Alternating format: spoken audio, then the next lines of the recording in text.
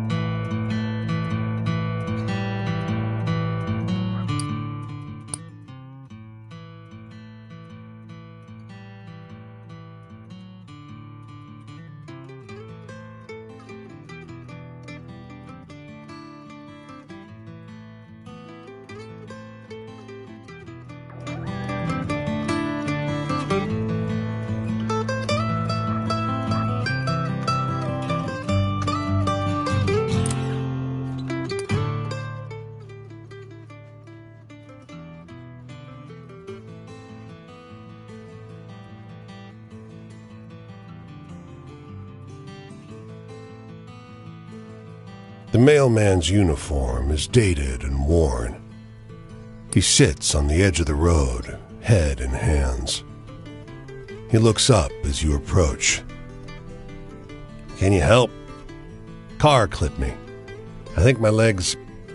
Well, I'd appreciate it if you could deliver this for me."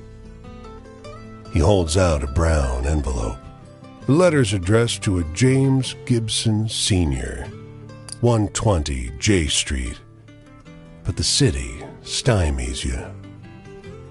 The blocks run straight from I to K.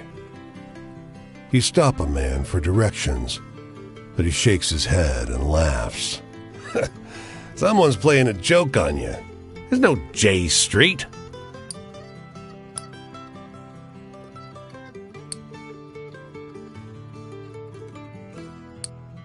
"Over here." A woman in a brown coat overheard your question. She steers you down an alley. Someone's chalked a big orange J on one wall. "I thought Clovis was late." "Go left up ahead. Old Man Gibson's the third on the right." As you round the corner, the world changes. J Street is a place out of time, like the city forgot an entire street a century ago and carried on around it, oblivious.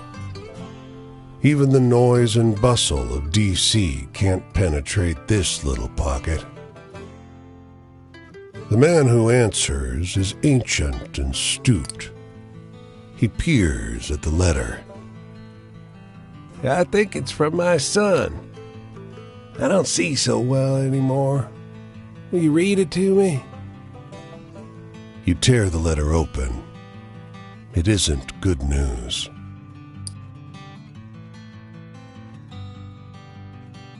He fights it, but his face crumbles. Tears roll down his cheeks. "It's better to know. I've been waiting a long time for this." His shaking hand takes the letter. "Thank you for telling me."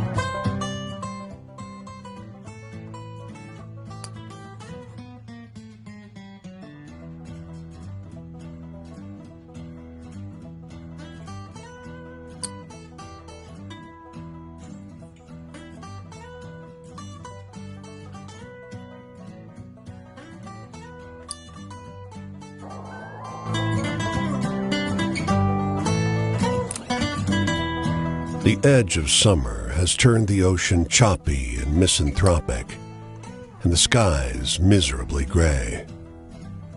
The boardwalk prophetess lured you into her tent with a promise to read a fortune for free. Seems like business has slowed to a crawl already. Before you lie the instruments of her profession.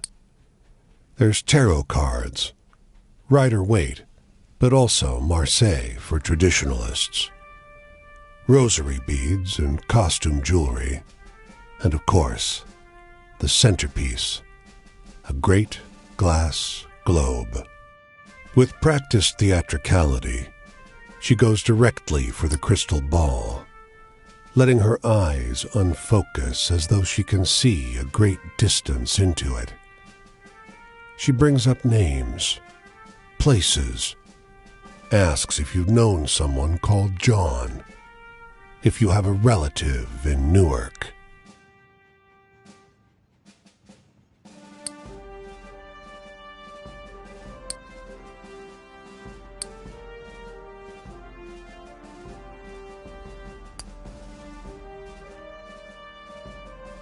You deflect her cold reading. What could she possibly know of your life? Her frustration with you mounts. When she abruptly stops talking, you think she's simply given up. But no. Your eyes, she says, her voice suddenly drained of the bassy drama that was her stock in trade. You've met him. You've seen him, too. You carry him with you. The words that come out of your mouth are not your own. They seem unwilling or unable to form properly out of a human throat. They're more like snarls, warning noises of a vicious animal. The glass globe shatters.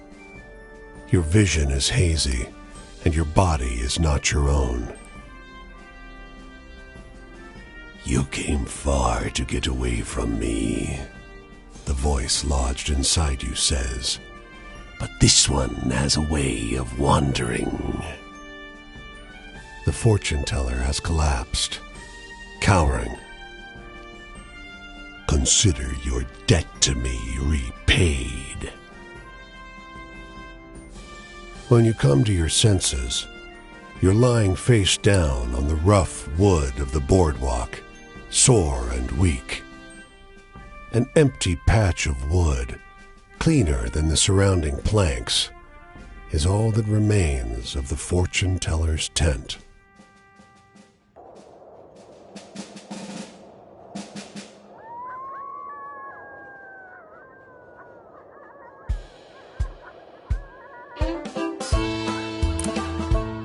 You come to a car parked at the side of the road. Across the road, some children loiter. As you approach the car, their gazes make their way to you. Hey! One girl shouts. She waves at you, then points at the car. Don't open the door! Before you can question the girl, the car's suspension groans and a shape stirs inside. A huge black dog panting on the hot seat, lips pulled back on rows of sharky teeth. Hey! He says, nose pressed against the glass. Hey, you! Let me out of here! No! The kids scream. The dog vaults across the road. As the kids scatter into the woods, it catches one boy by the back of his overalls and gives a mighty shake. But the boy squirts out of his clothes like a ferret and slithers into the grass. Fucking pricks! The dog yells. Assholes! Here's a tip. The dog says. Don't sleep in these woods, okay?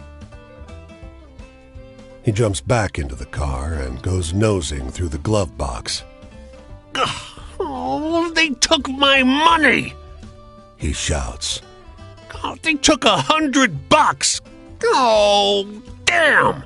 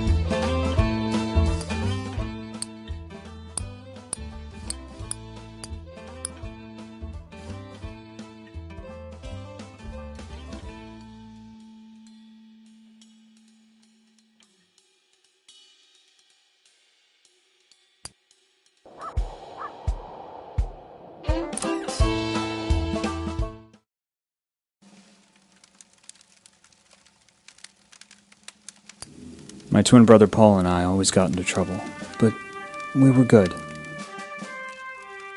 We didn't do nothing to anybody till we left. Then we hurt a lot of people. Me, more so than Paul, because he didn't make it through. The march I was on, the bonus army, it's less a bonus and more an acknowledgement of what I've had to suffer. Civilians will never understand. Do you know any happy stories? Hopeful ones?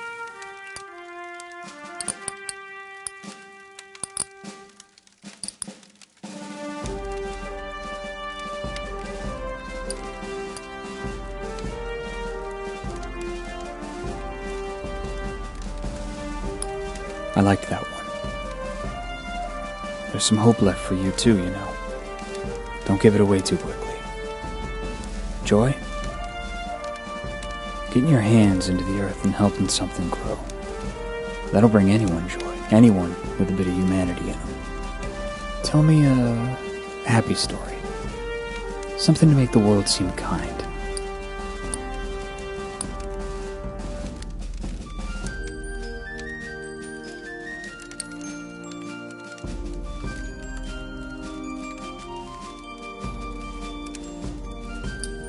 For a moment there, just a moment, I felt better about it all too. My wishes come true? Well, if I could wish for anything, it'd probably be for a nice, plentiful garden away from everyone else. My own land, my own laws. Tell me a happy story.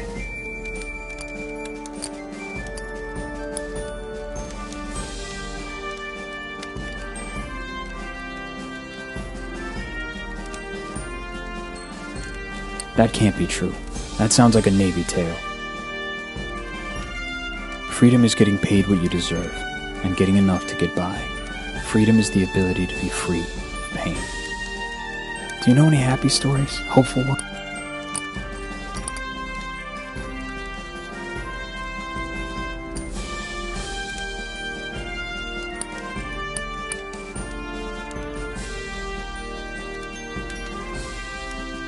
Oh, come on.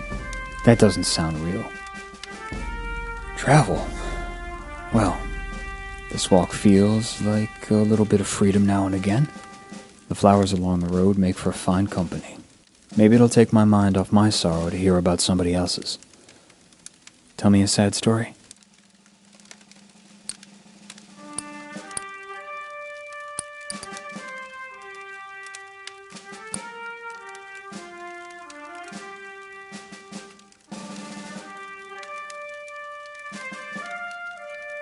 I wish I could talk about what happened in the trenches the way you do. might help someone to understand. Mods say that we only get as much sadness as we make. Paul's ghost has provided me a little extra. Here's the sun. I've got to go. I'm headed up the road this way. Will our paths cross? The days come and go and the terrors return. They'll never be able to pay back what they owe me, but I'll always keep at 'em. What about you? Is there something somebody owes you?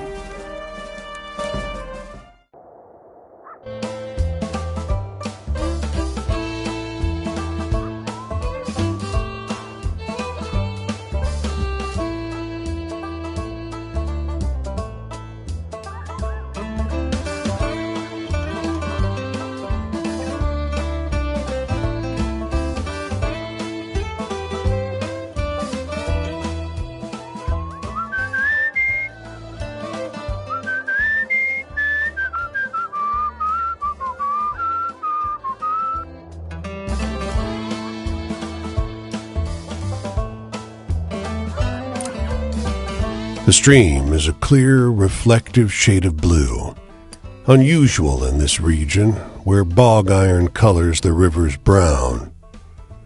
Across the way, a goat with great leather wings laps up the water, its sunken red eyes fixed on your every movement.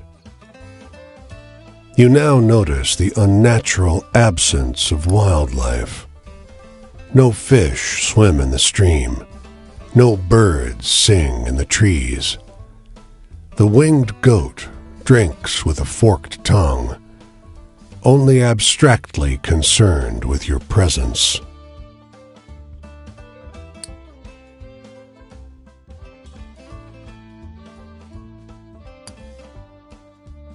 Over the hill, a scorched one-room house lies abandoned, 2 of its 4 walls in ruins. The goat rears up, front hooves curled, and stretches its wings out to their full breadth. The goat opens its mouth and wails, a protracted, shrill sound, indistinguishable from the cry of a human infant. It only begins to stop when you take several steps back. The winged goat doesn't follow. Instead, it lies down inside the burnt house, surrounded by portraits of a large family, glass frames stained brown from smoke.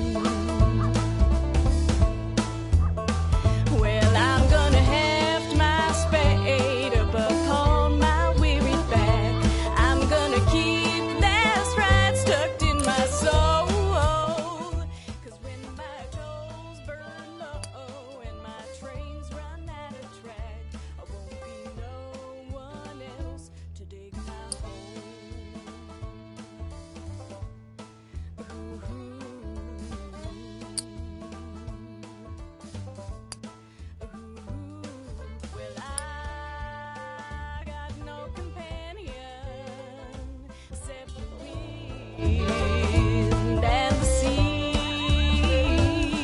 And when I'm cold and empty, there's a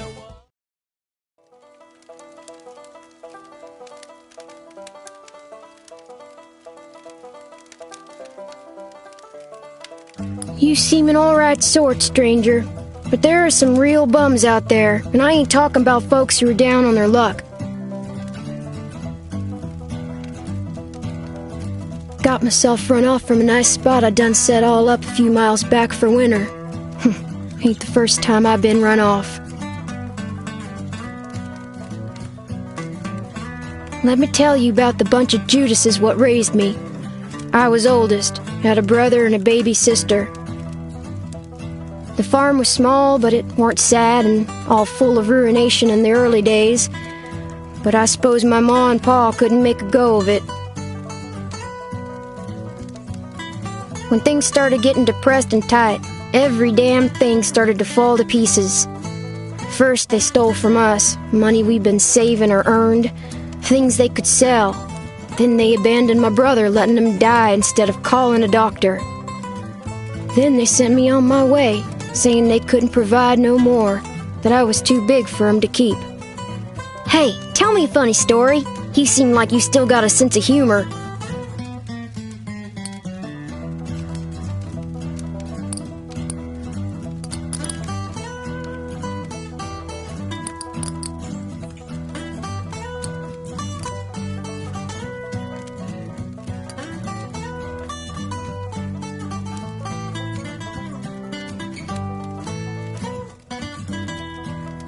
Not sure I quite follow that one. Being trapped.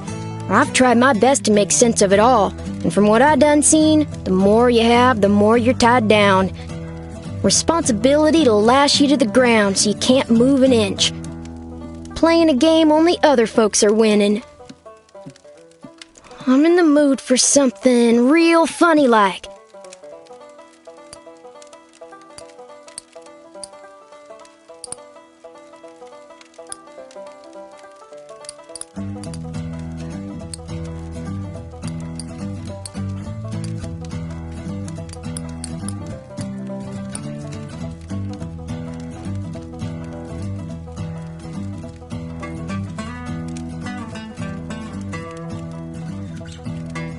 That was a chuckle to be sure.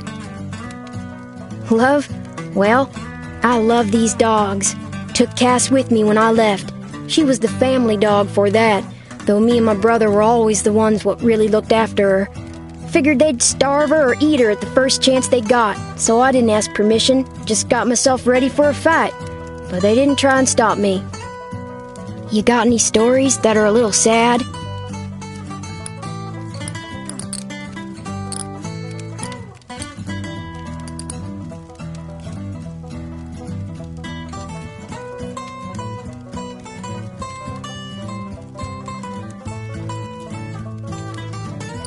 Shoot, I ain't teared up. Just got something in my eyes all. Puts me in a sad mood. I think the thing that eats at me most, more'n my brother being left alone on his deathbed, folk do get sick and die after all. More'n being betrayed myself, I reckon I done all right on my own. It's that my baby sister got left behind. Those Judases still have her. Don't know what idea turns my stomach more, that in the end they betrayed her too, or that she got a normal life, that they're all happy together and she has no idea what the cost was. Hey, tell me a funny story. You seem like you still got a sense of humor.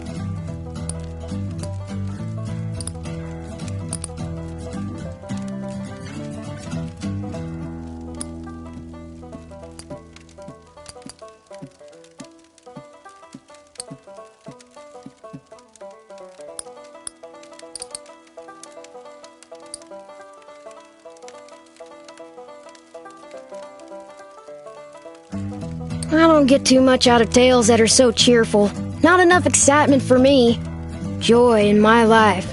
I used to be happy in that old farmhouse by the river, but it's all fuzzy now. Mostly I remember Mama and Daddy fighting over money, over the poor state of the farm. I'm in the mood for something real.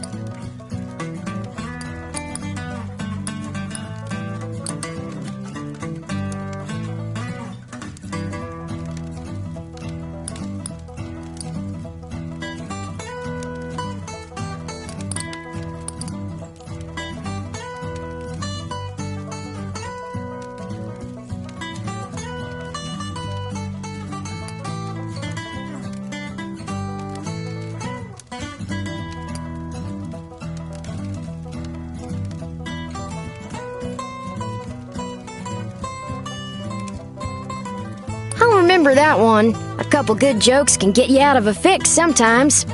Well, talking of choices, I don't rightly know what I could have done different. Run away sooner. Maybe if I did, they could have paid for the doctor. Well, night's over.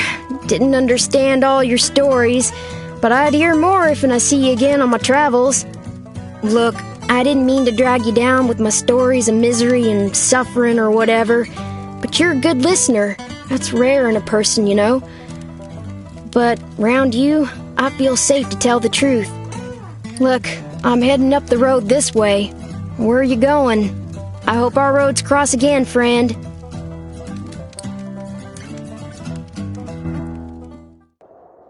Who'll bury me?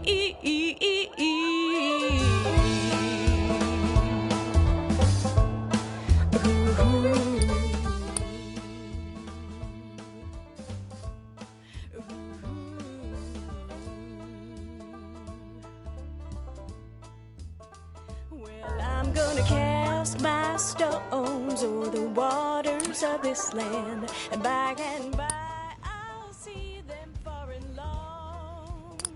'Cause when the night come down for to take me hand in hand, this will be my tale, my vagrant song.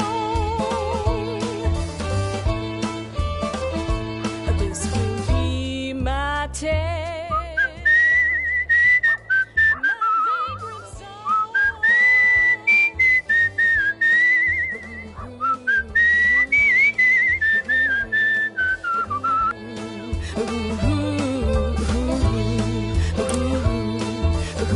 An older, portly man stands on the street corner, fixing a look of refined disdain on everyone who walks past. As he catches sight of you, he alights on you with a kind of thrill. You! He calls, pointing. He sidles closer to you. You aren't from around here, huh? You, want to make some cash? Holes need to get dug. Fence posts, you know, on my estate. My maintenance man is sick. It's just a quick drive. Great. Good. This way. He takes you down an alley where a car is parked, a little shabbier than you expected. Up close, he's a lot shabbier too. He draws a pistol from inside his jacket. Give me everything you got. He snaps. You think this is a fucking joke? He hisses, smacking you with the butt of his gun.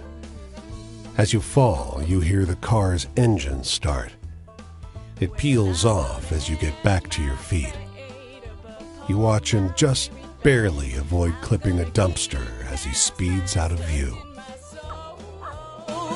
'Cause when my coals burn low and my trains run out of track, I won't be no one else to dig my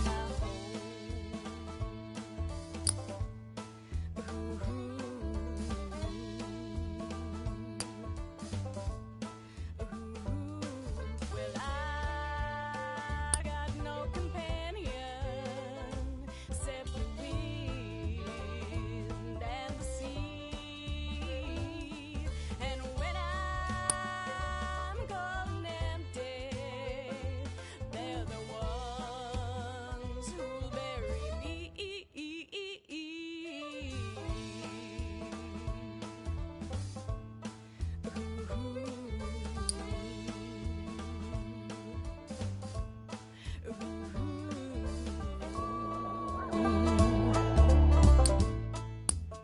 Well, I'm gonna cast my stones o'er the waters of this land, and by I'll see them far and long. 'Cause when the night come down for to take me hand in hand, this will be my tale, my vagrant song. This will be my tale, my vagrant song. Ooh.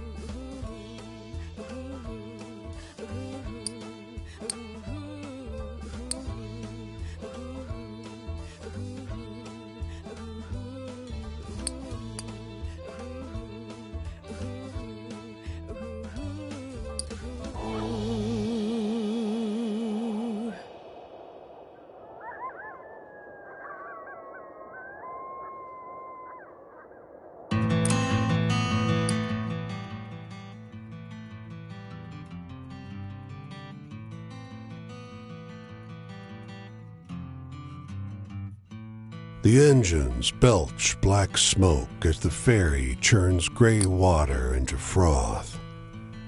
A broad-shouldered figure leans out over the rail, eyeing the skyscrapers on the horizon. Nearby, a man and a woman speak in low, urgent voices. He takes her wrist gently. She is weeping softly. I wish you didn't have to go, She says. There's got to be work on some of those buildings going up. His thumb skates over her pulse point. I checked every day for a week. There ain't. I'll be back, though. Got your picture in my wallet, don't I? It's not forever.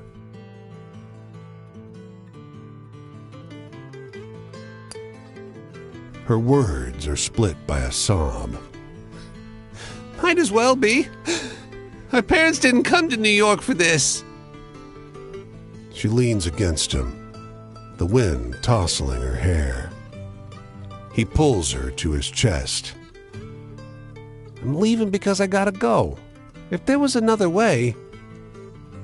They stand together, close, quiet, in the stiff breeze.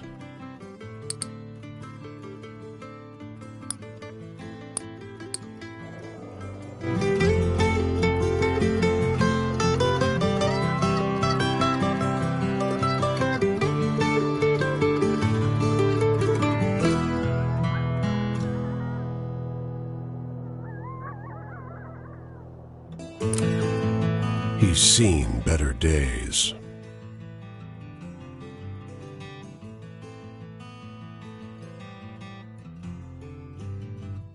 Hard times all over, the bull says archly, with what seems to you an aristocratic air. Its blood, still fresh, pools around your feet. You dip a finger in. Yes, yes, go on, sighs the bull. Why not? It soaks through your skin as if you were made of tissue, and it strikes you all of a sudden that you've never felt this good in your life. Sensing your astonishment, the bull just rolls its eyes.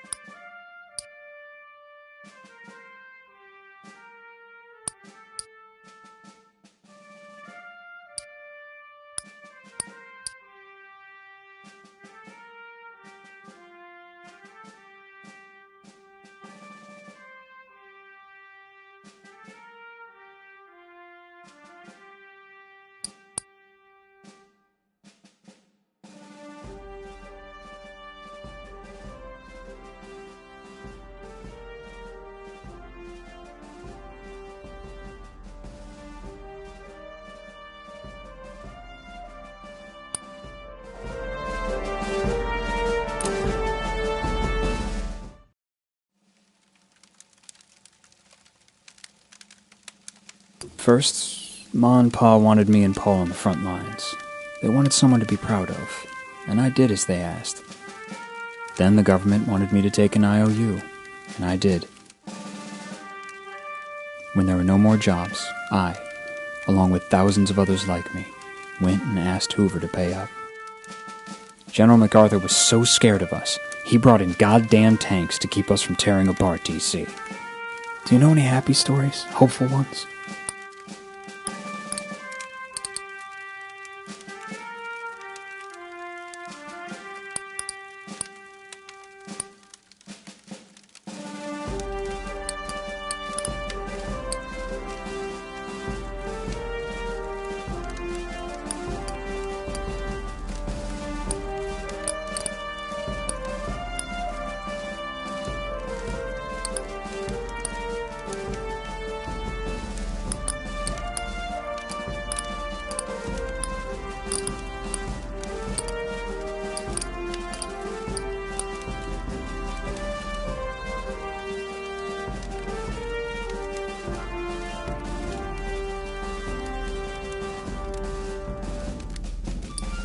For a moment there. Just a moment. Home? Everything has one, or everything should. Everything deserves one. I don't really tell this to people, but, you know those little purple thistles, the prickly ones? Cirsium vulgare, they're called. Common weeds, but I love the little scratchy flowers, and I feel a little disappointed yanking out their roots. They never hurt anyone. Know any good jokes? I'm not so good at telling them anymore.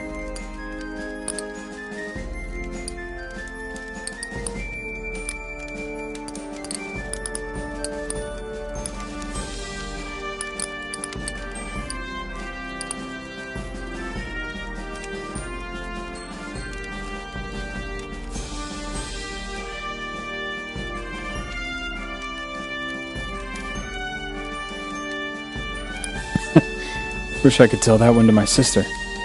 Making choices. Well, morals ain't important to the bosses, and not to me, and not to the war. They ain't doing anyone any good anymore. So anyway, tell me a funny story? You seem like you know a few good ones.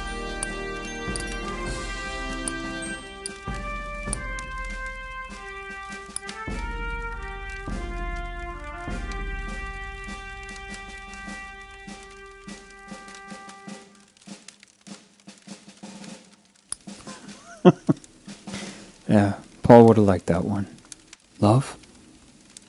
All the connections. Which is what love is, isn't it? Drowned in the mud in no man's land with Paul. But love comes in so many forms. I love now the ability to walk more dearly than ever. I love more deeply the sun and the earth. Tell me a happy story.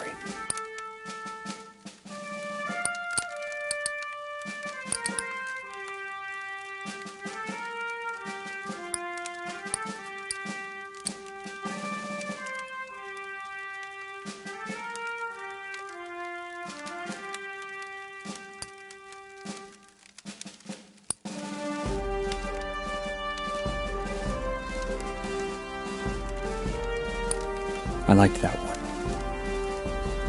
There's some hope left for you too, you know. Don't give it away too quickly. The future? When I was young, I worried about the future. But now, running all on autopilot and fumes, I've got no control over it. So worry has become me.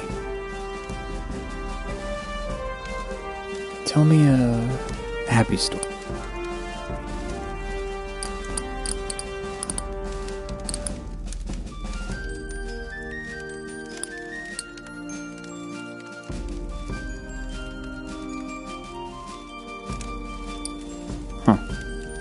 And that's the funniest one you have? Can't look to fortune anymore. Not after all that's happened. Never thought the government would control my fortune, but I suppose I was fool enough to hand it over. Well, morning's come. The road takes me this way next. Wish it were taking me home.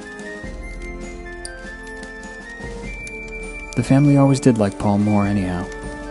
Loyalty to him is the only loyalty I don't regret.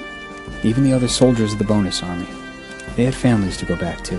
I got my sister Jessie, and she's not letting her gimp brother home anytime soon.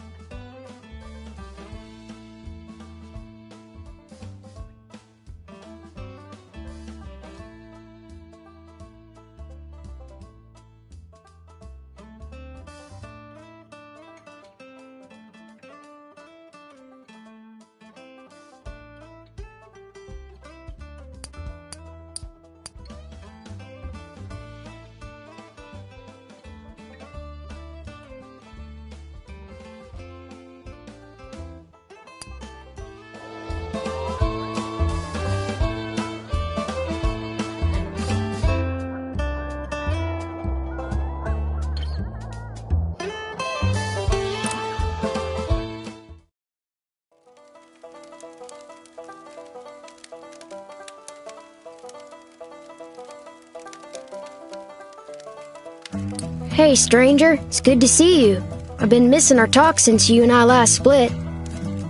Been thinking how my family Judased me and how they did wrong by my little brother.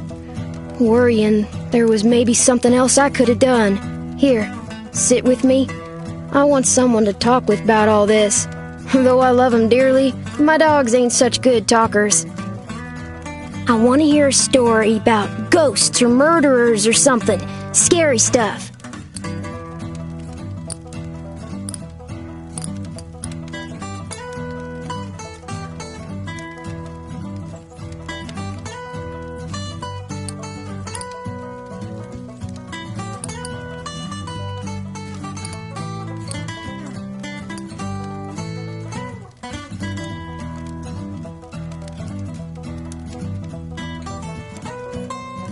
You spin a good yarn. I was shivering there for a little bit. You talk about fate. I wonder sometimes if what was in them is in me too. That thing. That thing. Whatever it was that made my parents no good for people. Hey, do you got any really thrilling stories to tell? I'm hankering for one of those.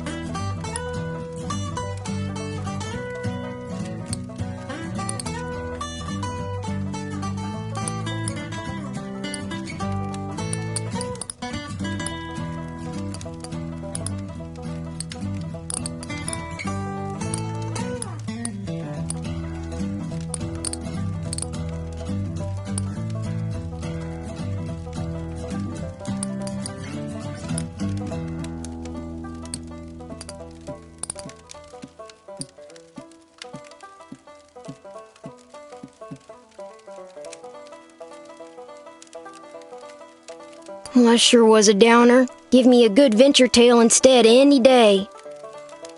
Well, talking of choices, I don't rightly know what I could have done different. Maybe if I did... Hey, tell me one of those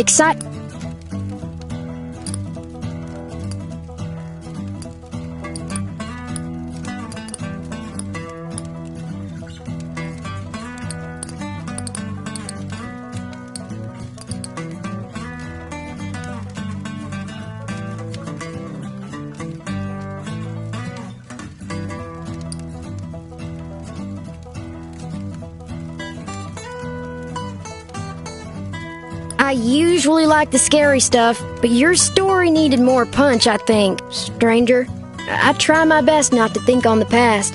This ain't my normal state of things. But, you see, Cass ain't a very good conversationalist, and it's nice to have someone really listen to my story. I want to hear one of them venturing tales.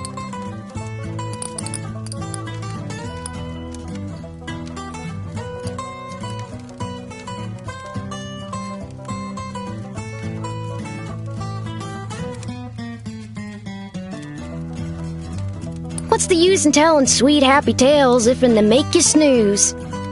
You know, though, I'm sick to death of talking about faith or getting wishes granted. Gotta trust in the Lord, Quinn, they said as my brother lay dying. My folks too damn prideful to send for a doctor they knew they couldn't pay for. Gotta trust in the Lord, they said, but he didn't provide neither. I never wished for anything more than I wished to keep my brother, but wishing never did a damn thing for nobody.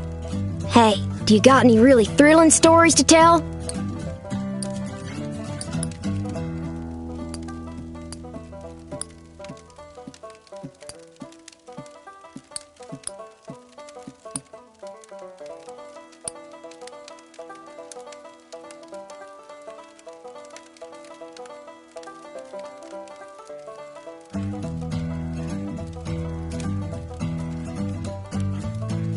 Well, that was a lively tale. I'll tell you about death.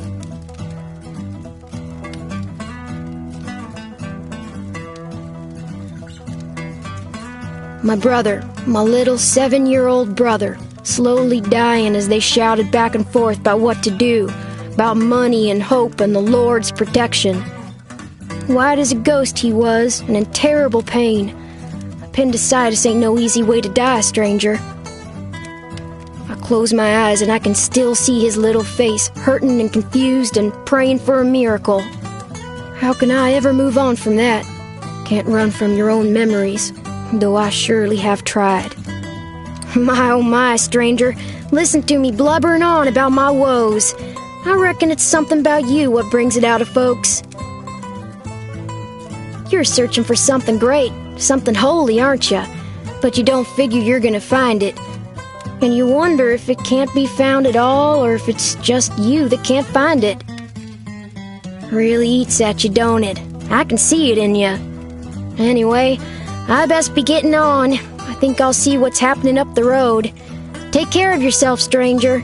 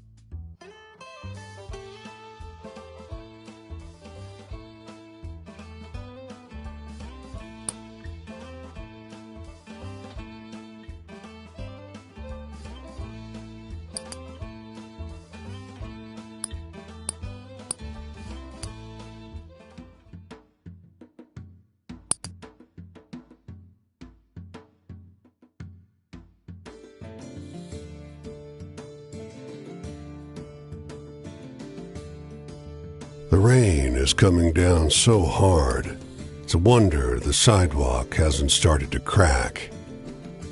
You manage to find a narrow patch under a ledge where you can stay dry. A squat man, bundled up in a black fur coat and matching hat, approaches. The thick rain flattens and mats his fur. He squints up at you. You're in my spot. He crows.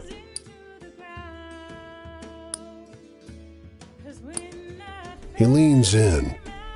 You catch a flash of wrinkled red skin and sharp yellow teeth. I've been here a long time. You best show me respect. He thanks you as you step aside, back into the rain. You keep walking, hoping to find more shelter. Now that you see the man from a distance, you're not sure the fur is a coat. A pair of red eyes shine back at you. The rain stops a minute later. You look back up the road, but the squat man is gone.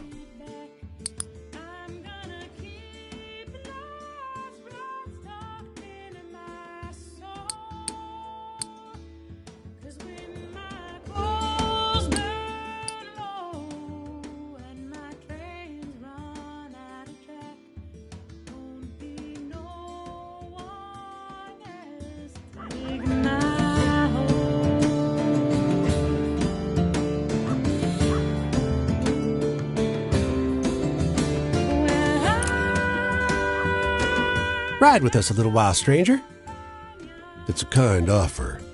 Miles of dusty road through the rolling prairies have recast this landscape as an exhausting soup of wind and misery. There are 4 of them on the wagon, a perfect nuclear family. Mother, father, son, daughter, and a small fuzzy terrier trailing behind. But the pace of their movement is glacial. The draft horse ambles forward, one agonizingly slow step at a time. Ain't no point rushing to get where we're going. The wooden cart shivers with every pebble on the road that its wheels must laboriously traverse. The girl in the back pipes up. The going's the point, see?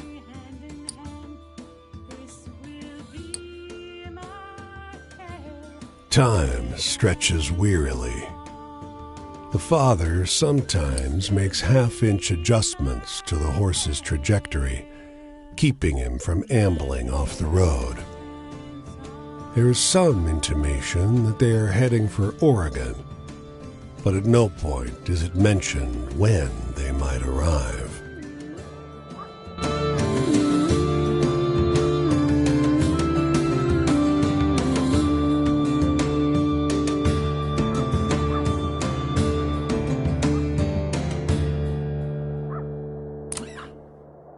There's something wrong about this lonely farmhouse.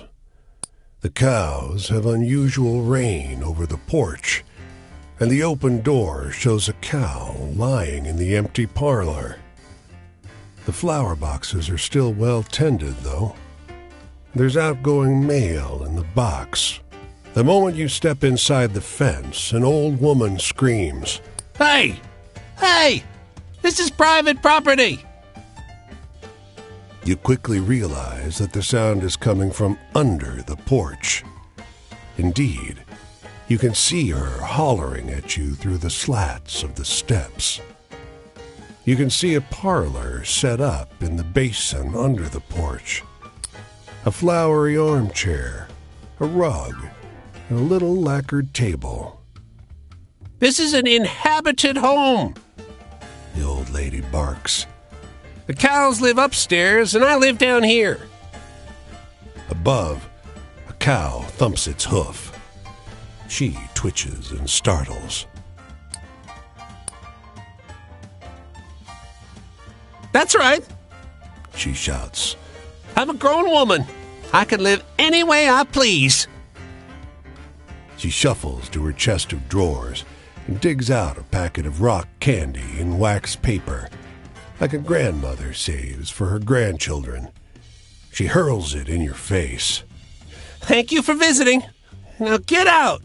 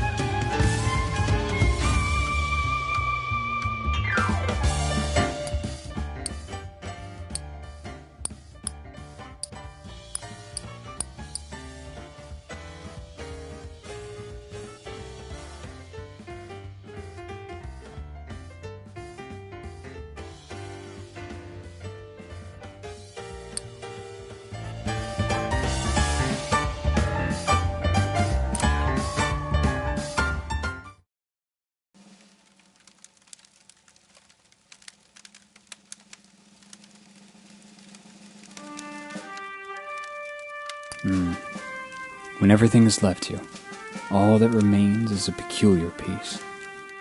It's hard to keep it, especially considering the panic that comes on sometimes.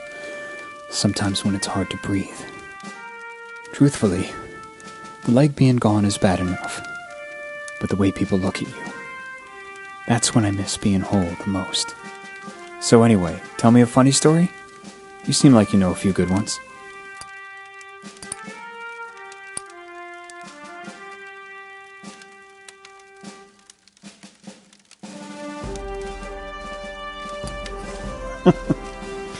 Yeah, Paul would have liked that one. Home, well, what heartless greedmonger decided what plants get to be beautiful and what plants are weeds anyway? Who said that peony has cash value, but a dandelion is worthy of being torn from its home? Know any good jokes? I'm not so good at telling them.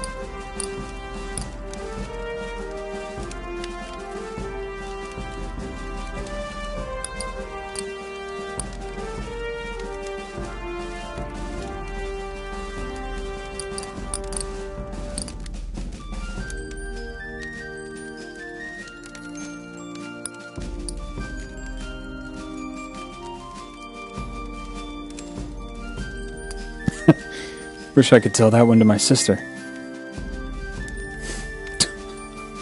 Luck?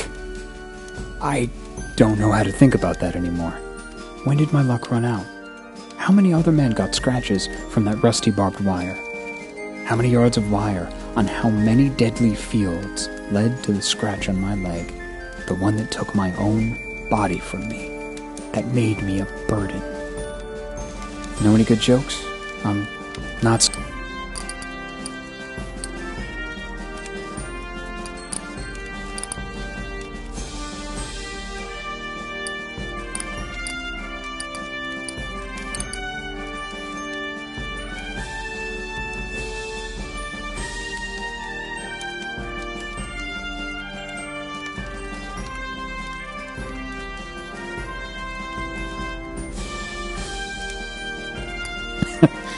Wish I could tell that one to my sister. This journey. I can't say I regret what I did. Picking my lame ass up and going to Yale in D.C. I didn't get paid, but I got their attention, if even for a little bit. I got to mock some tanks, just like I used to across the pond. Traveling back to Oregon? Well, it's a little worrisome, but it ain't so bad. So long as I can walk and keep myself at ease, well, I feel a little free. So anyway, tell me a funny story?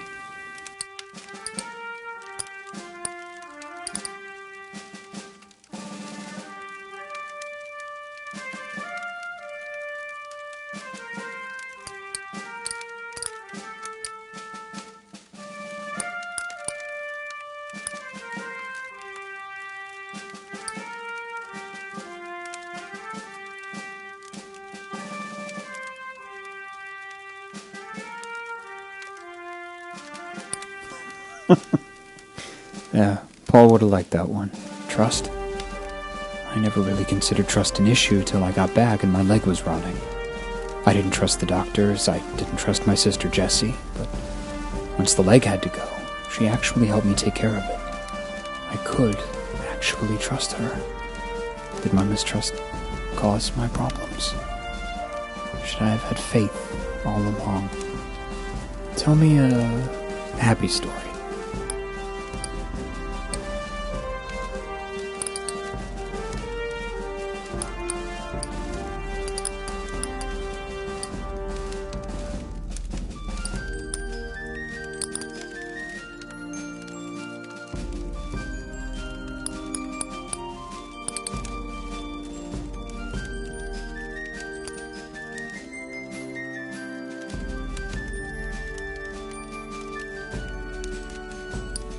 I liked that one.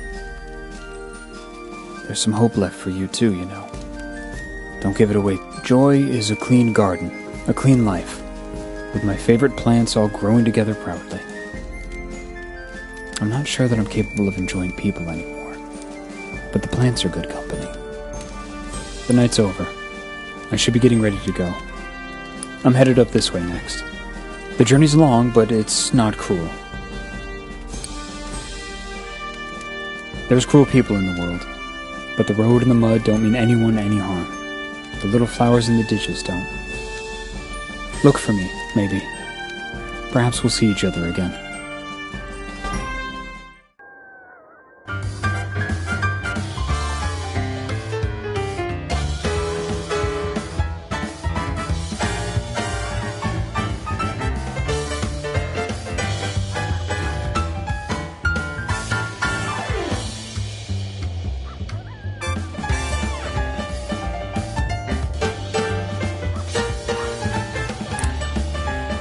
A hurried little girl collides into you with a wheelbarrow full of hay, nearly knocking you out of your shoes.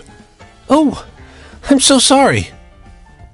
You nod, but the way the girl fusses over the wheelbarrow, was that apology meant for you? Lost? Me? No, not at all. She stands up taller and squares her shoulders, projecting an image of adulthood so stiff she looks about to tip over. But I guess I could use a little help. Can I ask you something pretty, please? Well, I found this critter, but my daddy won't let me keep it unless I take real good care of it. Relating this dilemma has put her on the verge of tears. Do you know how I can be the very best pet owner in the world?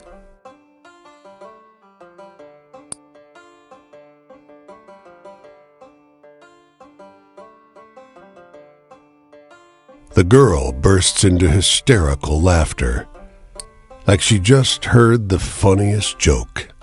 Well, I don't know how to feed it when it don't have a mouth. The laughter fades, and her look of worry returns. Any other ideas? She smiles so bright. That's all it takes? Gosh, I already love it so much.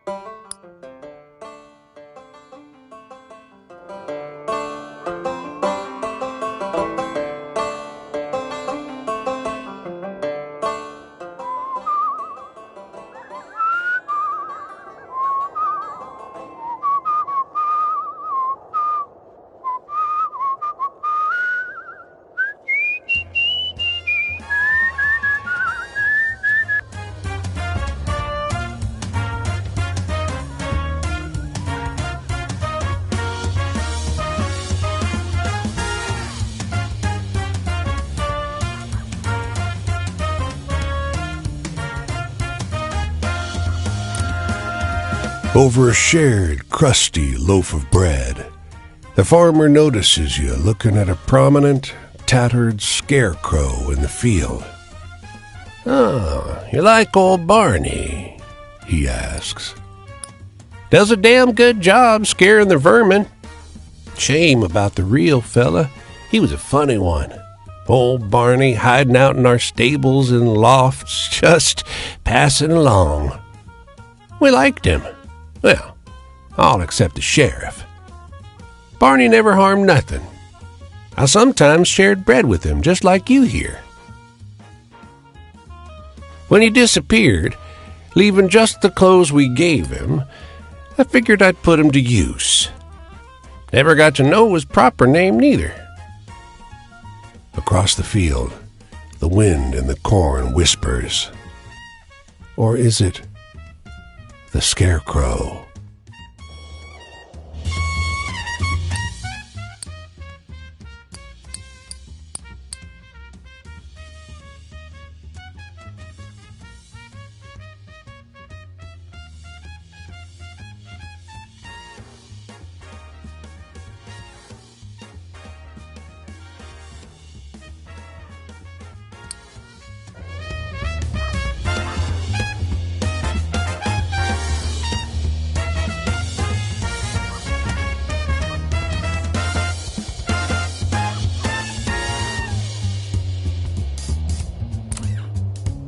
Just a moment there, He says, shaking your hand. I'm Paul Dalhart from the Republican Herald. You may have heard of it. Syndicated in 6 counties. Well, no matter. But listen, you may have noticed a vocal few out there. I call them naysayers, who throw up their hands and fly the white flag as soon as life gets a little tough. But wouldn't you agree that it's never been a better time to live and do business in this country? Ha! Pessimism, negativity, faint-heartedness. He claps his notebook shut. If there is to be an end to the great American experiment, it'll be your attitude that writes it, not mine.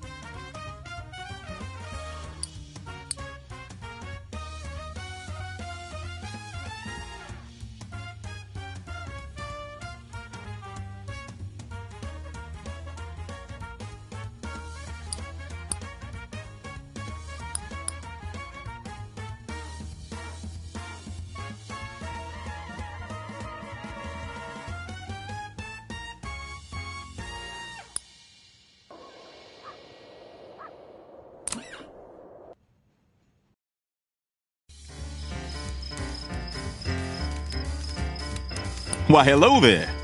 Look like that's a heavy bag you're carrying. Let me get that for you. I insist. You see this uniform? It means you can trust me to make sure this is the most comfortable journey you've ever had in your life. Who am I? Well, I'm no George, I'll tell you that. But that's not important.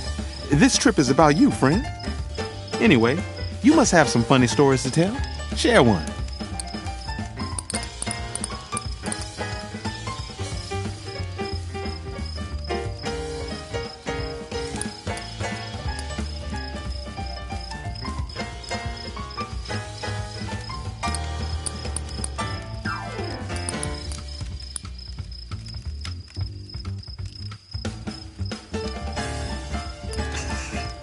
I'll keep this story in my pocket for sure. It'll make some passenger laugh. Worrying about luck? Well, a porter is as reliable as any piece of machinery that makes sure this train runs on schedule. So there's no need to worry about something like luck. You got any stories with a bit of excitement to them?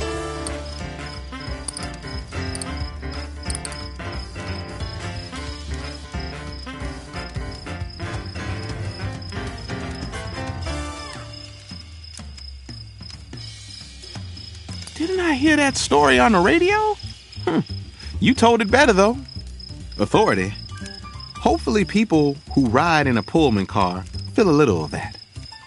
It's about more than a train ride. And not everyone knows what it's like to be the boss. to know what it feels like to be skillfully served. Pullman Porters give you a taste, so Boss George Pullman will know you'll be back for more. You got any stories with a bit of excitement to them?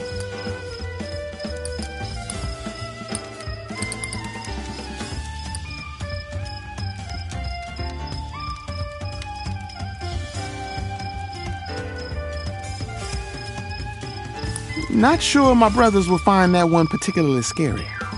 The sadness. No sadness here. When you ride on one of Mr. George Pullman's sleeping cars, you leave your sadness behind. I can personally assure you of that. Have any optimistic tales? I'd like to hear one of those.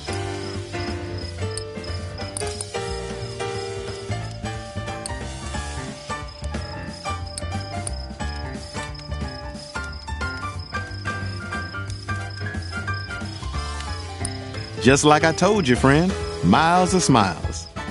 Travel, we've all got places to be, and we've all got to get there somehow. So why not get the getting there to be as good as it can get? See, that's really important when getting there is all you got. Anyway, I'm in the mood for a good happy story.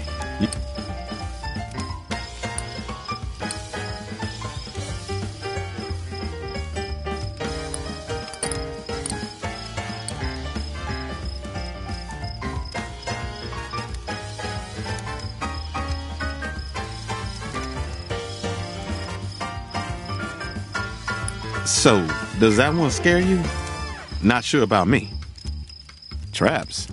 Imprisonment? Well, there's a difference between a train you have to ride and a train you get to ride. We porters want that difference to be us. Another night over. I surely did enjoy all those stories, though. Maybe next time I'll let down my hair a bit. What do you say? You must excuse me, friend. What kind of porter am I saying this trip is all about you, only to start talking about my own damn self? But enough of my indulgences. I hope I see you again.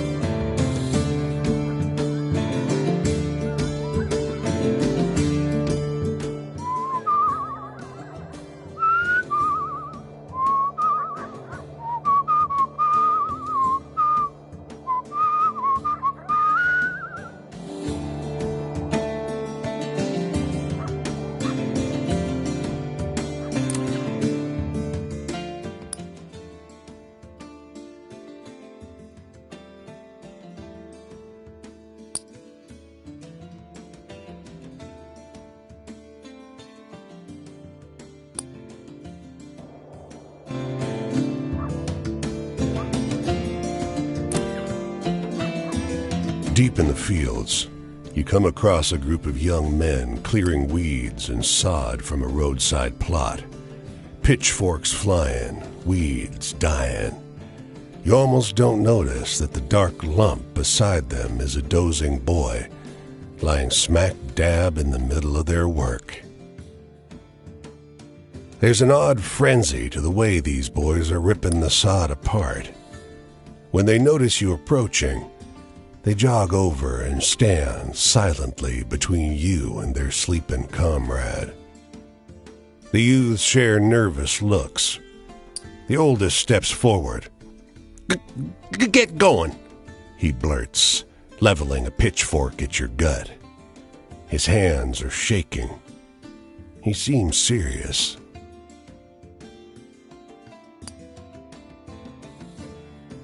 You step closer, and the ringleader loses his nerve. He died, He blurts. he was sweating and crying, and he just fell over. They won't come get us with the truck till sundown. You realize now that the sleeper's been posed. The ashy shadow on his face wasn't cast by a tree.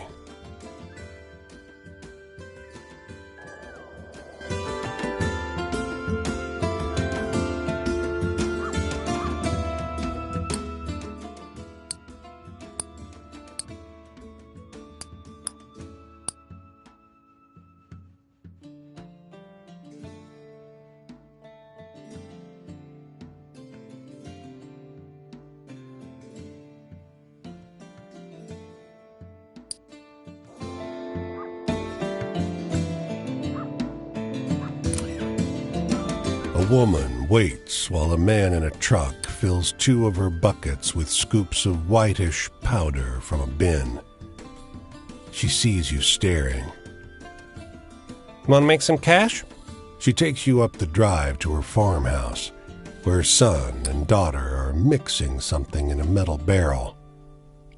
Locust bait, She says, poison. The town bought enough for everyone, but we gotta mix it ourselves. She'll pay you to help. You use a broom handle to mix the poison with bran. The teens watch from the porch, faces frozen in distrustful scowls. Their mother pays you well, but later in the day you feel lightheaded, tingling pins and needles all over. You feel only a little better after you vomit.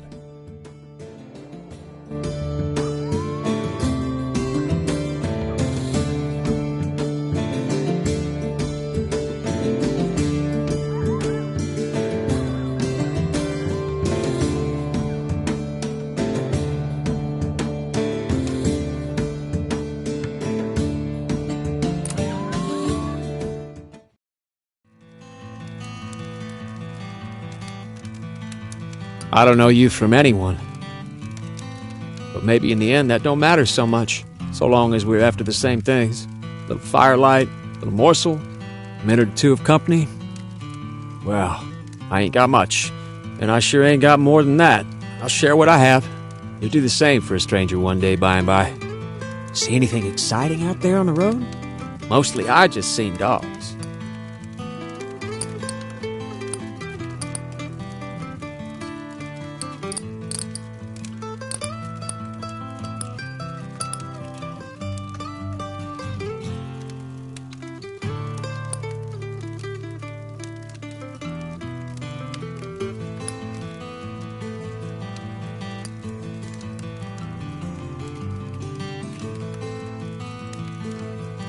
That's supposed to be scary? Well, all right. Change? We asked for change. They cut us down like goddamn dogs. Good men who just come into the union, workers, their wives, the widows, everybody. The river turned to blood like something out of Exodus. And if they find me, they'll do the same. I can't stay here, you understand. Anyway, I need something to laugh about. You got any funny ones?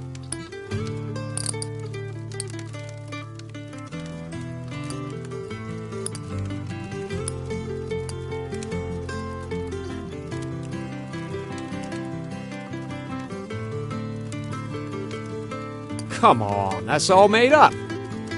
I don't know if your definition for freedom is the same as mine. One day they might quit chasing after me, and one day the union might get our rights writ down and everybody follow. After that, good am I.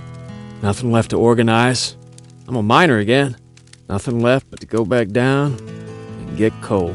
Got any funny stories? Must have a couple.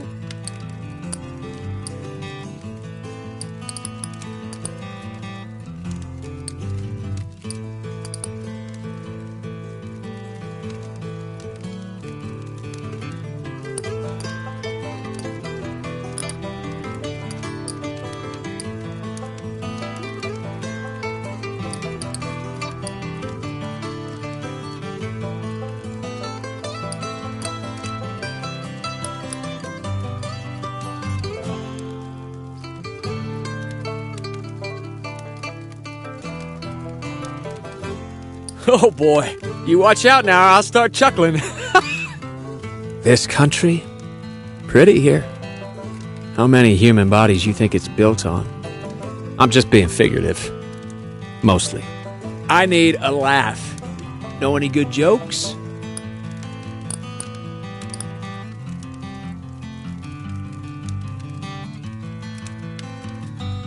You are a pretty funny one, you know that? Fortune? All I earned was this pile of coal scrip. Ain't worth a damn. Take some, in case you ever find your way to a company town. Or, so you remember me. Guess I always wanted to be remembered. By someone. See anything exciting out there on the road? Mostly I just seen dogs.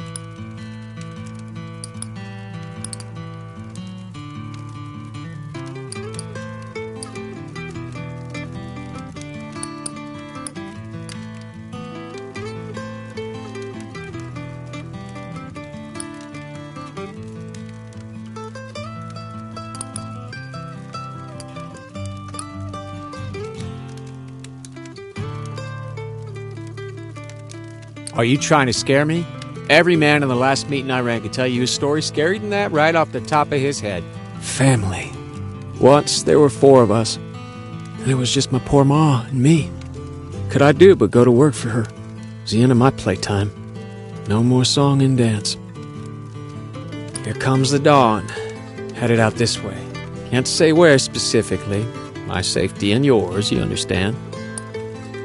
My journey ain't so long as the crow flies, but it's winding. Detours for hiding, for dodging dogs, and men with guns.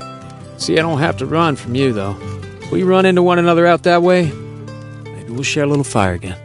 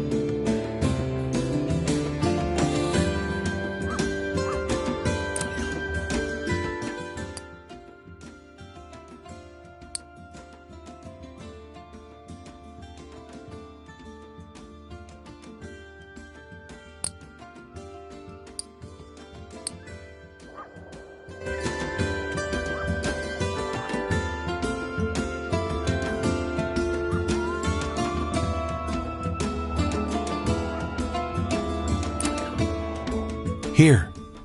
Can you find her? His voice is soft, cooing. He's lowered himself down so that his head is level with the 2 blonde-topped boys next to him. Can you find Grandma? They're pulling ears of corn off stalks with uncommon gentleness. There she is. He points to a specific cob. It's enormous, but otherwise unexceptional. We gave her back to the corn, and now the corn has given her back to us.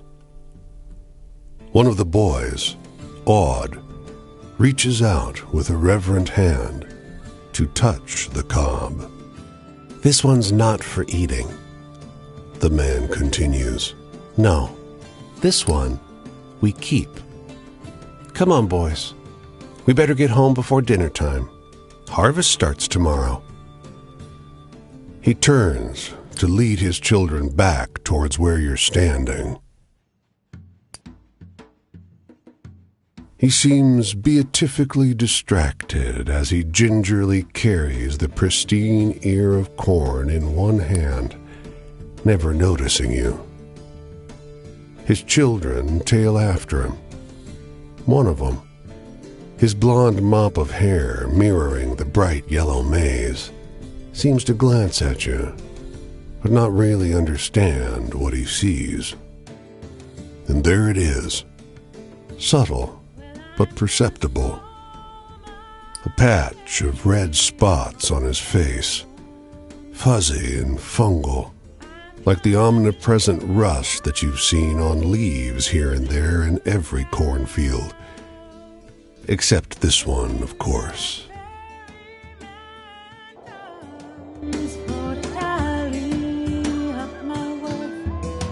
I won't leave my The barn and silo have seen better days.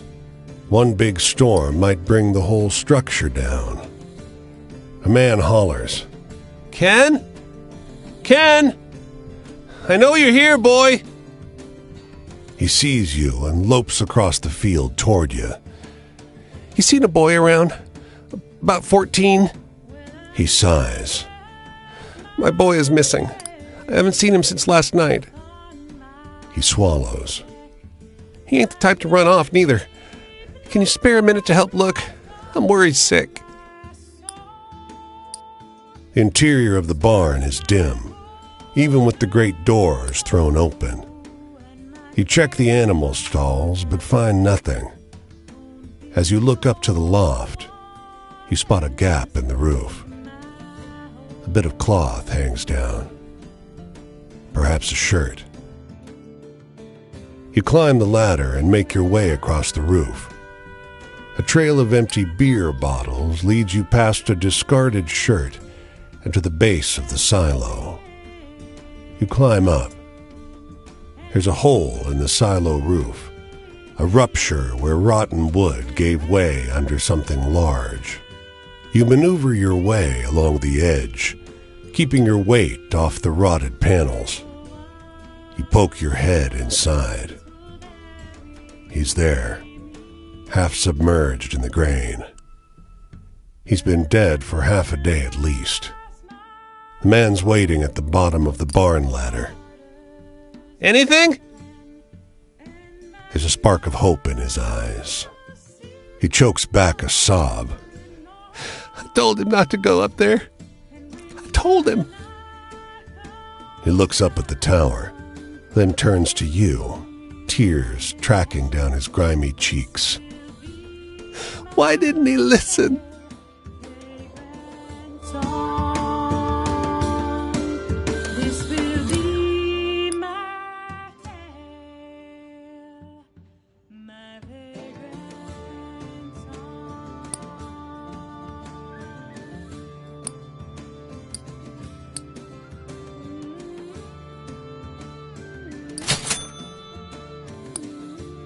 The corridors of Cincinnati's music hall reverberate with the sounds of an orchestra warming up for rehearsal.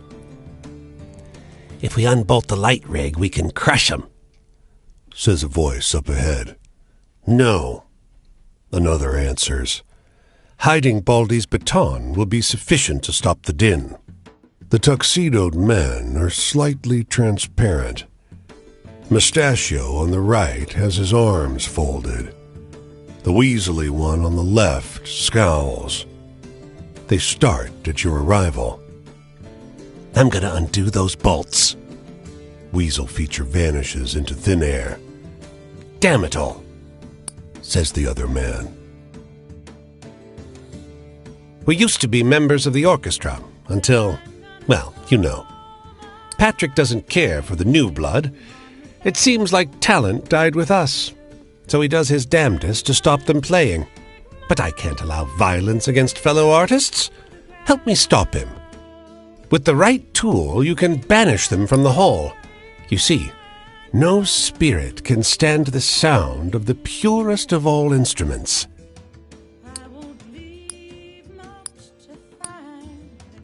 No.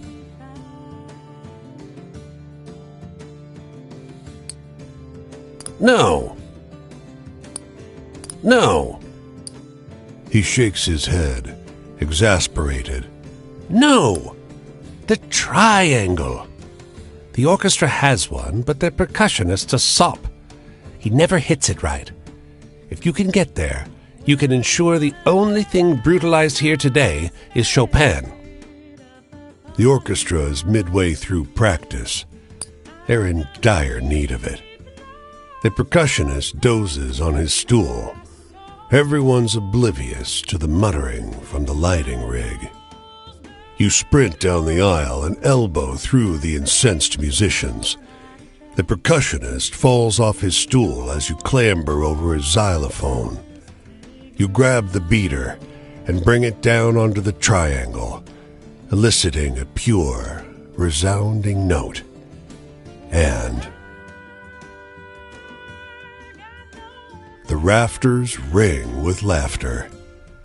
The mustachioed ghost appears next to you, doubled over, invisible to the furious orchestra. I never thought you'd fall for that. The triangle, for God's sake. Thanks for shutting them up, though.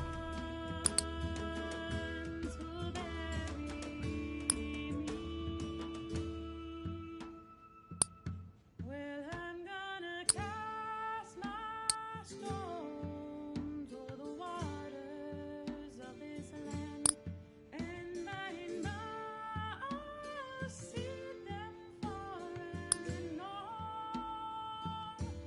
And when the night comes round for to take me hand in hand, this will be my tale.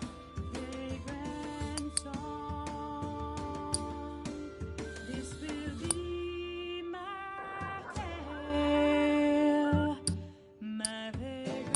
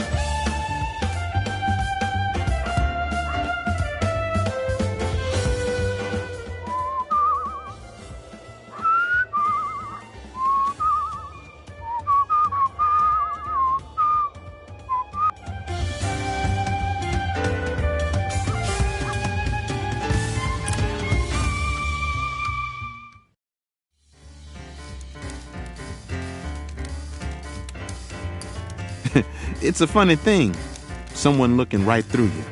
But don't lie to me, friend. I know you want to know the truth, what it really means to be a porter. Well, I can tell you it's more than making white folks happy. That's just how it's supposed to look. But you go on so long being how you're supposed to, you're not quite sure how to go back to what you are. Though I suppose I can give it a try. Have any optimistic tales? I'd like to hear one of those.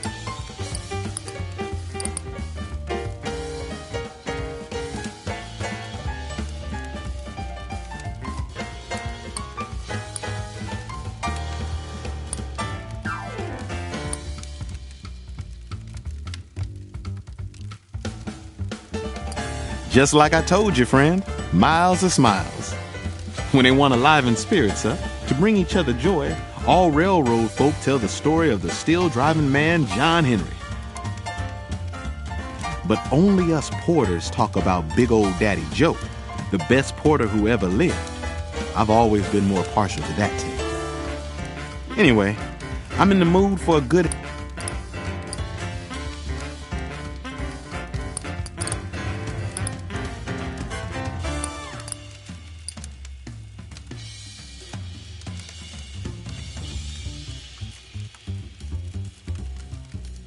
A positive attitude. That's what I like to hear. I guess the future's in our hands. Nobody had ever seen organized black folks before the Brotherhood came along. It's on us to make sure that's how it keeps on going. See, I spend a lot of time thinking, will we be the first black union or the only one? Have any optimistic tales?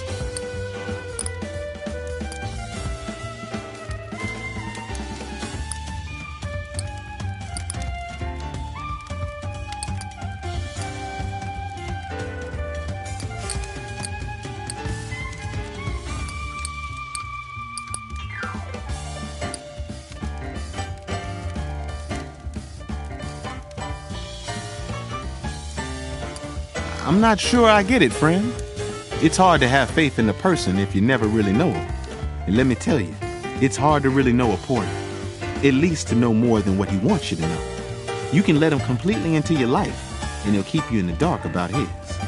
Anyway, I'm in the mood for a good...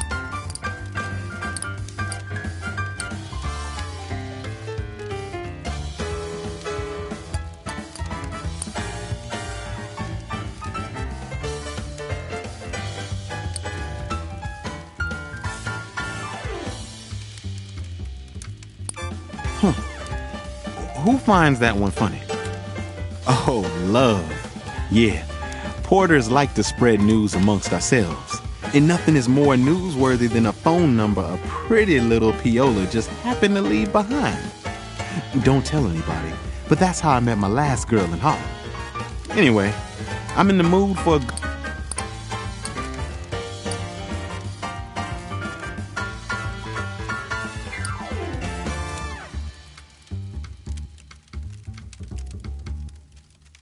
A positive attitude. That's what I like to hear. I've heard some porters say that even up in heaven, we're gonna be the ones making the beds, shining the shoes, and cleaning the corners. I believe it. Don't want to hold you here if you need to be going. I've got to be going in the morning too. The next leg of my trip takes me along the rails this way. Where are you headed? If we cross paths again, I'd like to tell you more of the truth about what it's like to be a porter and what it's like to be in the Brotherhood. Keep an eye out for me, all right?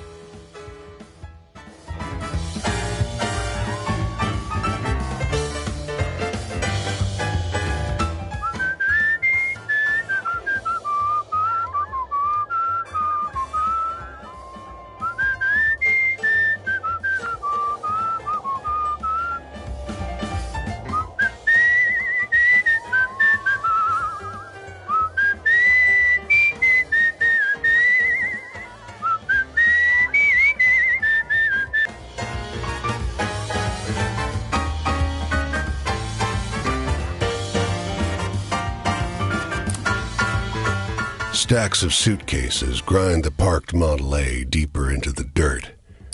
An extended family inside defies the carrying capacity of the vehicle. The driver leans out the window. Want this? He swings a violin around by its neck. 10 bits. We need it for gas. You hear a muffled pounding from somewhere within the car.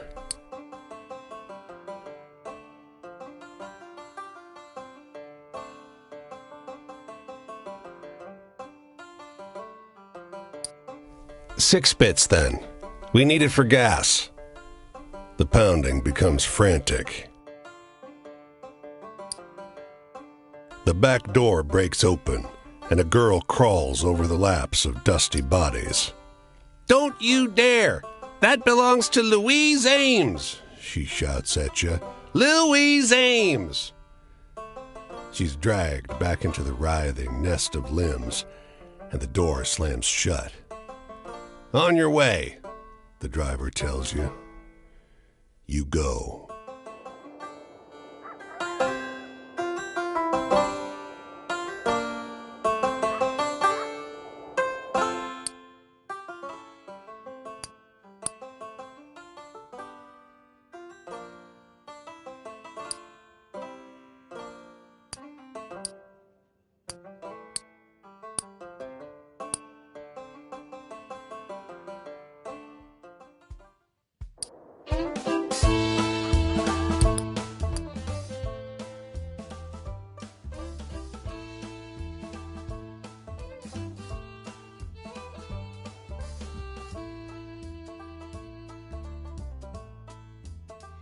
Well, I'm gonna scrawl my name on the bare bones of the earth. I'm gonna dig my heels into the ground. 'Cause when that ferryman come for to tally up my worth, I won't leave much behind to drag me down.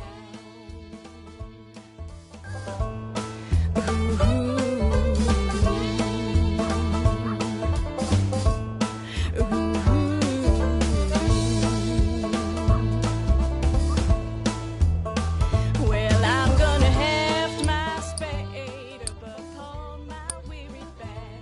I'm gonna keep last rites tucked in my soul.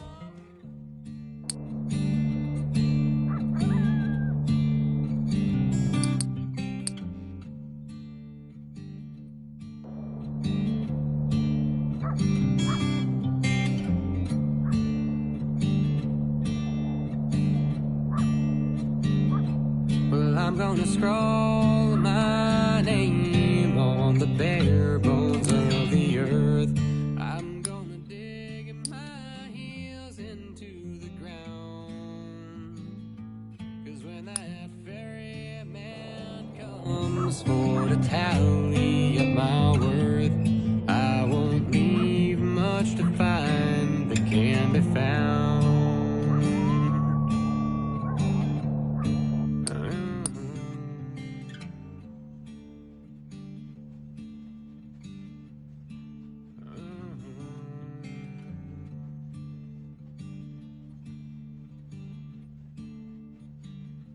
Well, I'm gonna heft my spade up upon my weary back. I'm gonna keep lacerates tucked in my soul. 'Cause when my coals burn low and my trains run out of track, won't be no one else to dig my hole.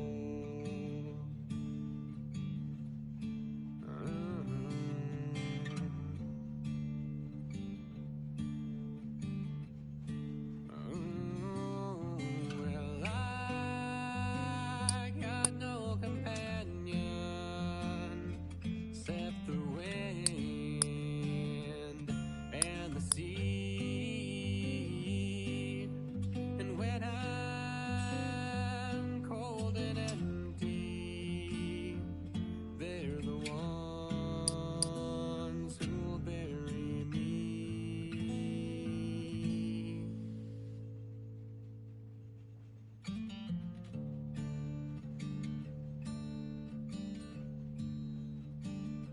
Well, I'm gonna cast my stones o'er the waters of this land, and by I'll see them far and long.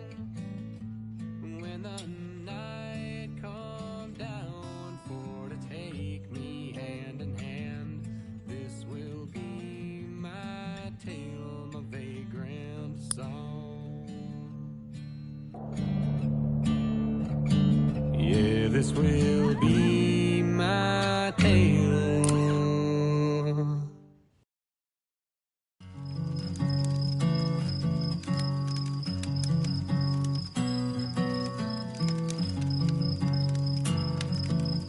Good to see you, stranger. It's been a little while. How's your journey been treating you? How are your feet holding up? I've been walking since I left Chicago. I feel like if I quit now, I'll lay down and die. You got any exciting stories? Anything that'll get my heart going?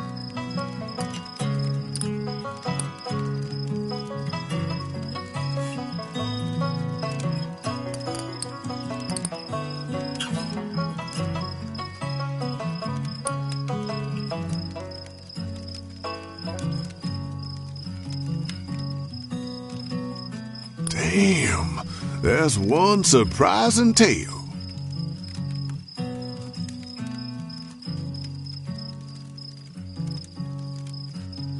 But tell me, what's the wildest thing you've seen out there so far?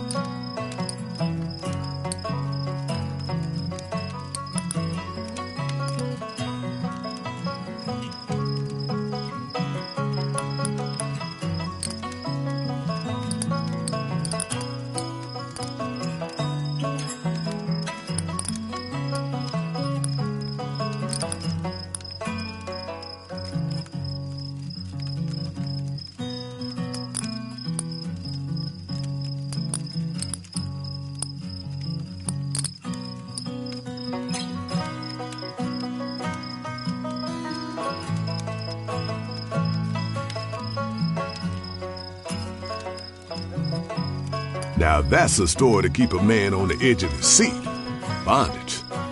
We still living in it. They ain't never gonna let you have nothing, not really have anything at all. We don't get the whip anymore, no. But a boot on our backs as they climb all over us, as they've always done. But anyway, now I feel like hearing a hopeful story.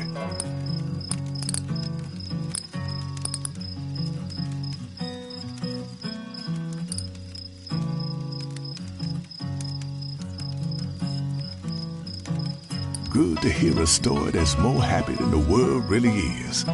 My past. You think I wasted my life? I'm not sure anymore. As a young man, I thought I fought for something righteous. Now, Lord, who knows? So, tell me a sad story. Sad and true, okay?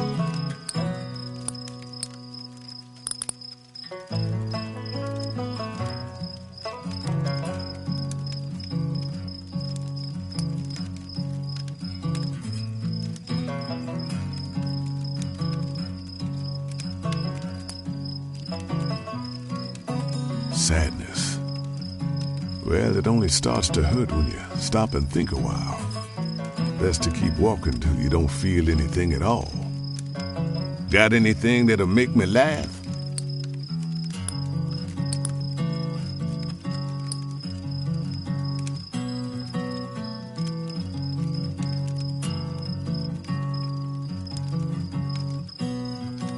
Well, I wish the world were like that. But it ain't. My joy? That's simple. Sometimes all it takes is a promise of something new, something different, to make a smile split your face. And that's how I got here. Still wandering, still looking. Maybe somewhere out there is a promised land. But I ain't seen it. Have you? It's nice to sit and talk a while on occasion. But the way you're looking, it tells me you got somewhere to be. Why don't you go on there? And if you end up in that promised land, then send for me after. Vagrant song.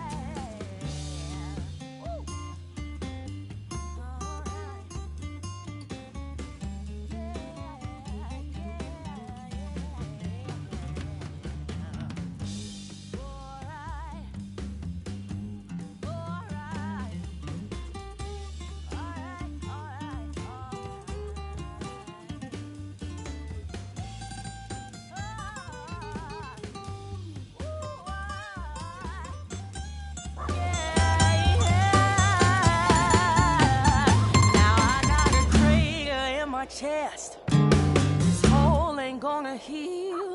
And the swing of guitar strings is about the only thing I feel. And if there was second chances, I don't know which way I would choose.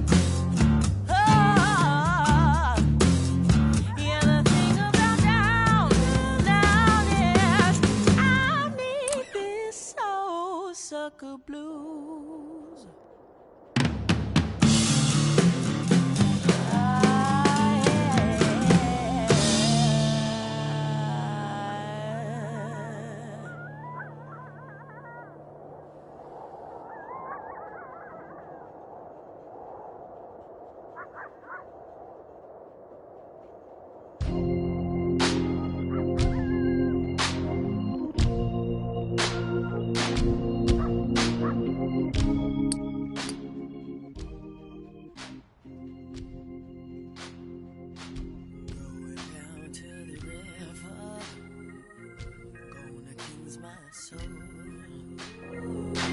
Going down to the river, gonna cleanse my soul.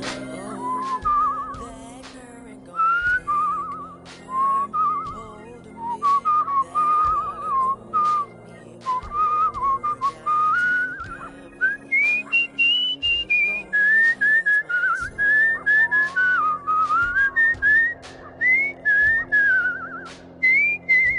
Won't heed temptation, I just walk on by.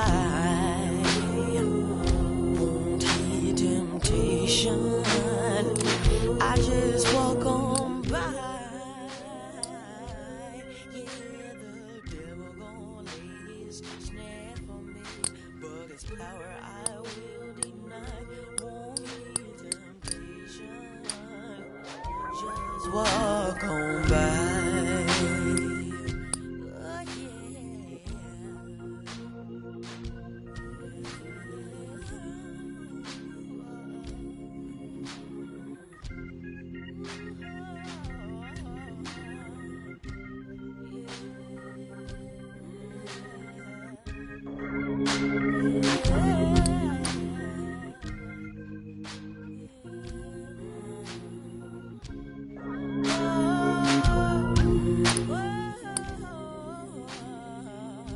When they try to throw a wall, we gon' tear it down. Yeah, they try to throw a wall up, we gon' tear it down. We gonna drive the hurting hearted gal with a wild and righteous sound. When they try to throw a wall up, we gonna tear it down. Yeah, when they try to throw a wall up, we gonna tear it down.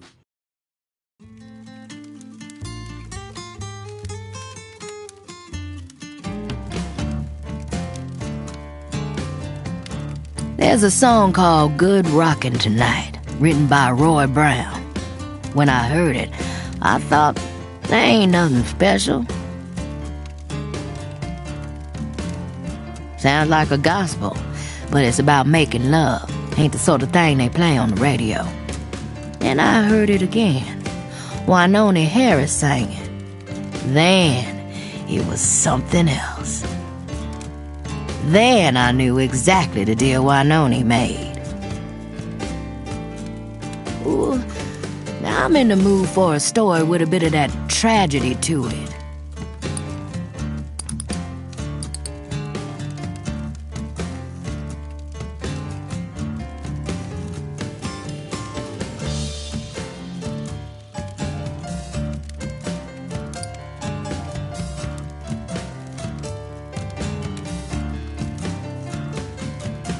No, that's just too frightening for me.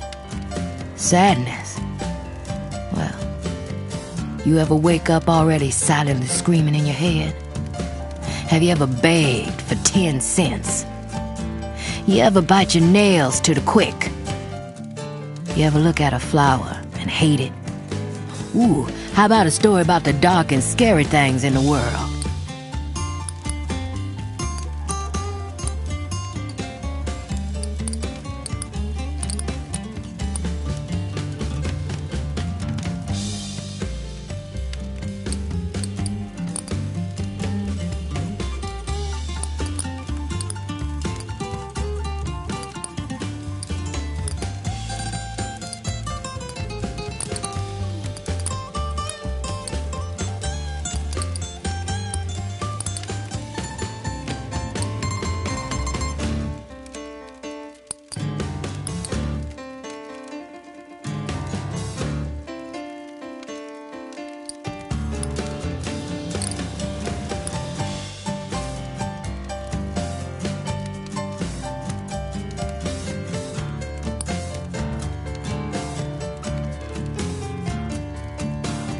Ooh, now, that sends shivers up my spine.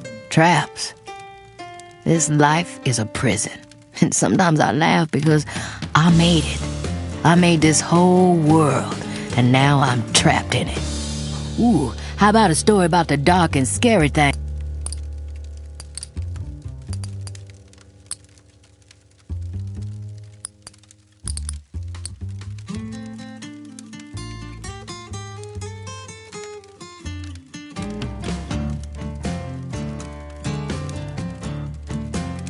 Oh, that's a scary one. My family. We was all cursed, right from the beginning. I think my father left us 'cause he could see weren't nothing there but tragedy. Ooh, now I'm in the mood for a story.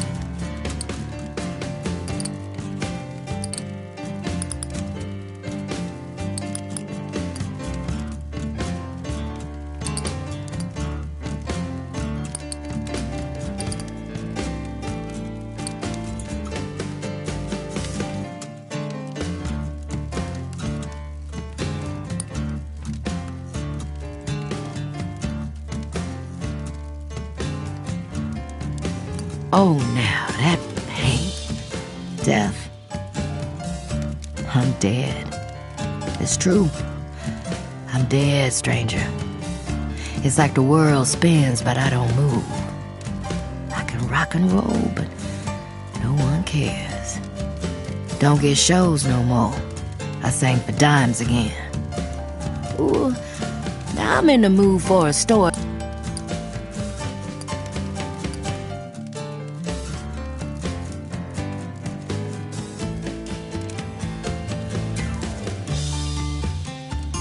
I drink to that. Love. What? You need a soul to love? I don't think I'm capable of it anymore. Sun's up, so I'm headed out this way. Long road ahead. Don't bother wishing me any luck. Luck ain't in my stars. Love ain't in there either. The devil left me hollow. I'm headed down the road this way. Maybe we'll meet again. Or maybe we won't.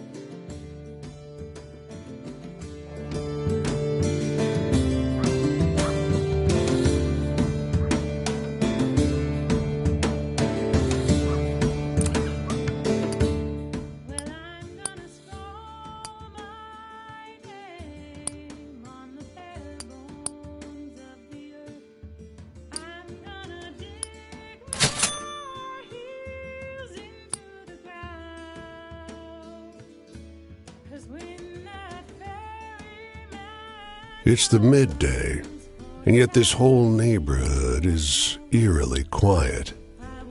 Everyone seems to have retreated into their homes as if warned of something. You soon realize what? The reciprocating sound of a Thompson gun, emptying its drum. You get behind a car, putting the engine block between you and the sound. But it's muffled, coming from inside a building. You're in no danger, you think. So you allow yourself a peek above the black hull of the car. And running down the cobblestone street, a man in fine, blood-spattered clothes. He has his hands out, mouth open, screaming something. But you don't catch what he says. He's drowned out by gunfire, and his body slumps to the ground.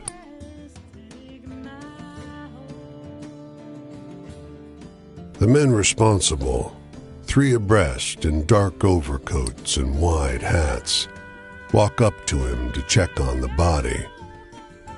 The smallest of the 3 has a nervous energy about him. People are gonna see us, boss. People ain't gonna see nothing. Not on these streets.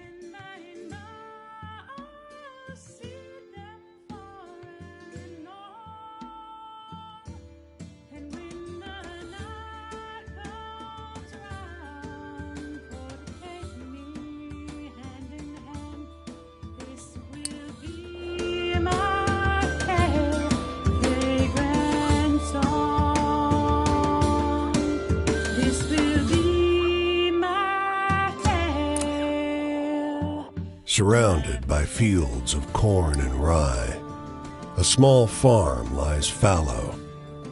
Its tiny stable crumbles into disrepair, and foxtails sprout from its fields. Inside, the sunlight filtering in through 2 small windows turns to hazy gray shafts in the thick dust that blankets the interior. There's not much in the way of furniture, but on a rustic kitchen table, a handwritten note catches your eye. Never opened. It's addressed to Martha and unsigned. Her name is written in the stiff letters of a man for whom literacy is more a formality than habit. If you find this, I'm already gone. Don't come looking for me. Rest is scratchy spirals and circles of halfway readable writing about the noises from the cellar and the hunger in the darkness. A cellar door at the edge of the abandoned kitchen calls to your attention. The door is unlatched. The ground below is deeply stained with some dark residue you can't identify. Upon it, only ancient piles of chains and manacles, slowly turning to rust.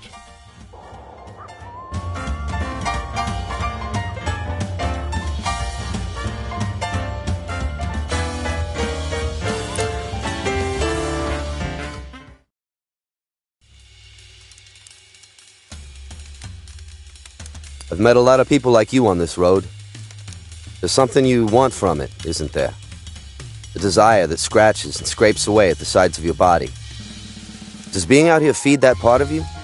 It's that way for me, living in a state of motion, resting nowhere, returning to no one. I've been a wandering ghost for a while now, and I'll be that way for some time to come.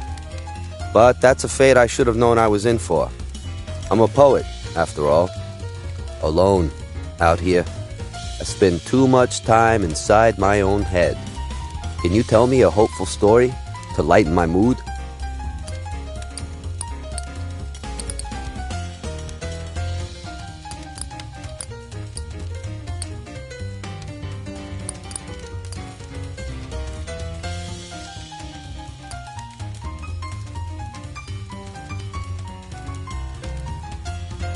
I like that one.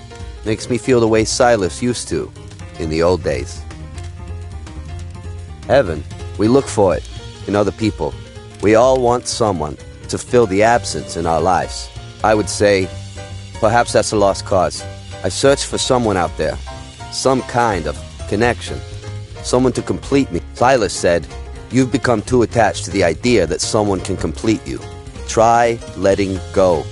So, this is me, trying to let go. Sometimes I want to hear a sadness that resonates with my own. Do you know any stories like that?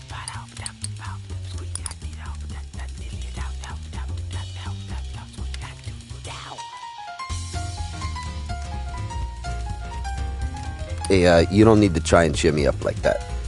I know sadness. These days, the melancholy just settles over me like a heavy bay fog.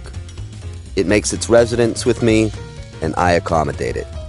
I start to think, well, the world isn't made for being happy in, not for someone like me.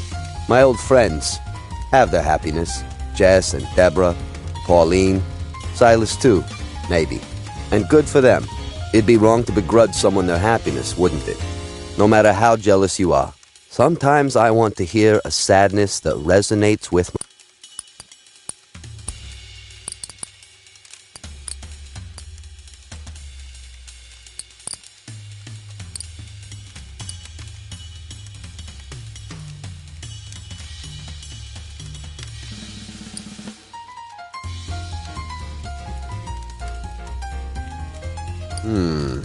That reminded me of the kind of thing I used to write in school, just to be shocking. I had a family. We were close. Me and Jess and Deborah, even Pauline. We had a shared goal in the world. When I think about any of them now, though, I can feel poison rising in my chest. They didn't do anything wrong. They're all still grand folks. It's just that the situation with Silas ruined my attitude towards them, too. Being jilted plays a mean trick on your capacity for love. I need an optimistic story right now. Something to put a smile on my face. Can you think of any like that?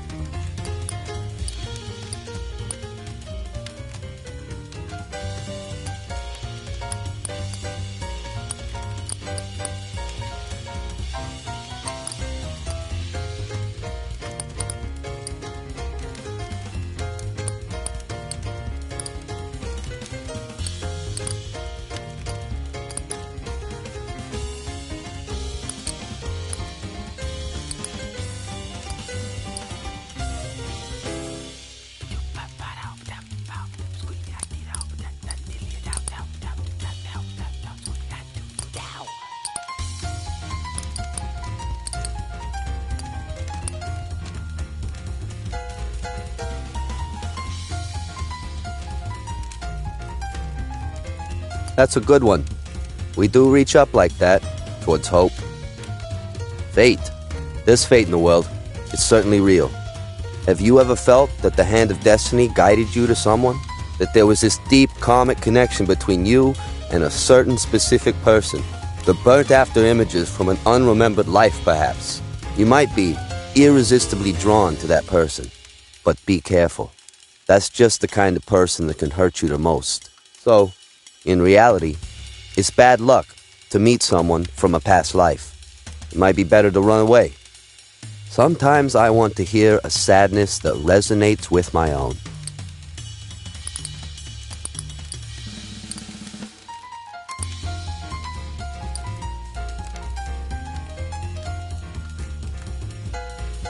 That one was like getting locked out in the cold with nothing but your sorrow. I liked it. Change. I've seen a lot of change. Everything. Everyone I thought I had is gone. Our friend Pauline, she had a big house and a husband who often wasn't around, so naturally, that's where we went for readings. We were wild, radiant, sweaty, alive. All kinds of people came and all of them were poets. All of them with such beautiful souls, each with so many things to say and the true heart to share them. hard to believe that's all gone now. I miss the old group. I really do. I still have that image in my head. Pauline's house, the poets, Jess, me. But on top of them all, there's Silas. In my memory, he looms. He haunts. You ever meet someone so far above everyone else? It's like they were from a different plane altogether. That was him. A divine presence among normal human beings. Silas was part of the group, but at the same time he wasn't. He was better than any of us. Wiser, gentler, stronger. We all held him in respect. We were in awe of his power as a writer, in reverence for the beauty of his soul. I still love him. Look, I'm headed out this way. If you find yourself out there, maybe we'll meet again.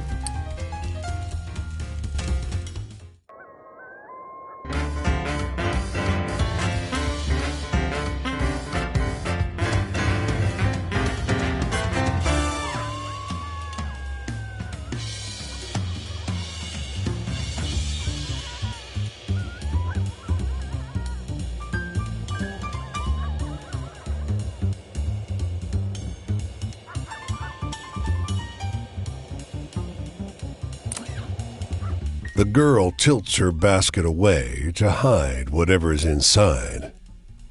You want to see what I got? I'm not telling.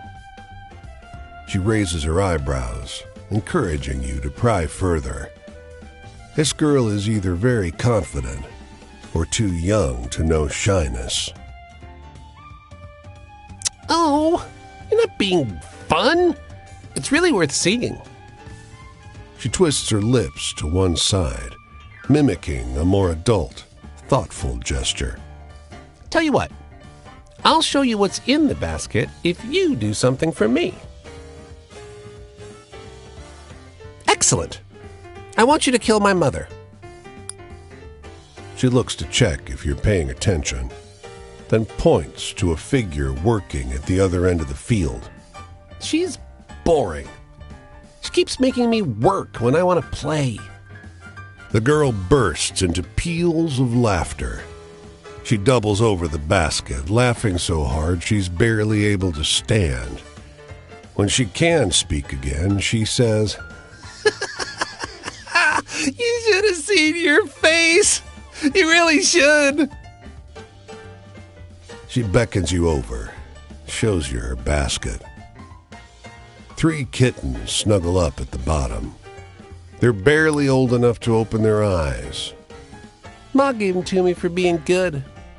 I've called them Badb, Matcha, and Anand, after a story Nana told me. She preens. I'm very clever, you know.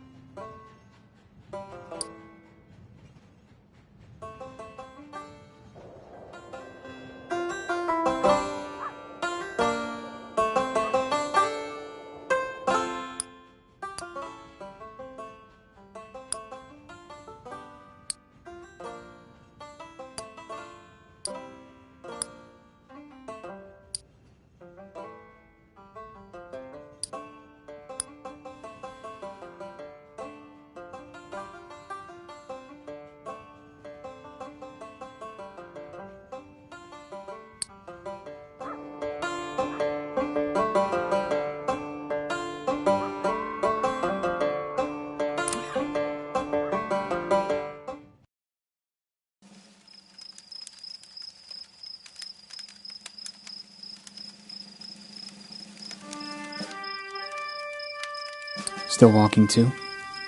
Then you and I must have a little more in common than I thought. Do you also get a kind of peace from the road? I do.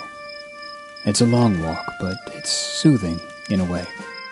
The terrors still find me, but out here, where I've got a reason to move, I don't feel so helpless. Do you know any happy stories? Hopeful ones?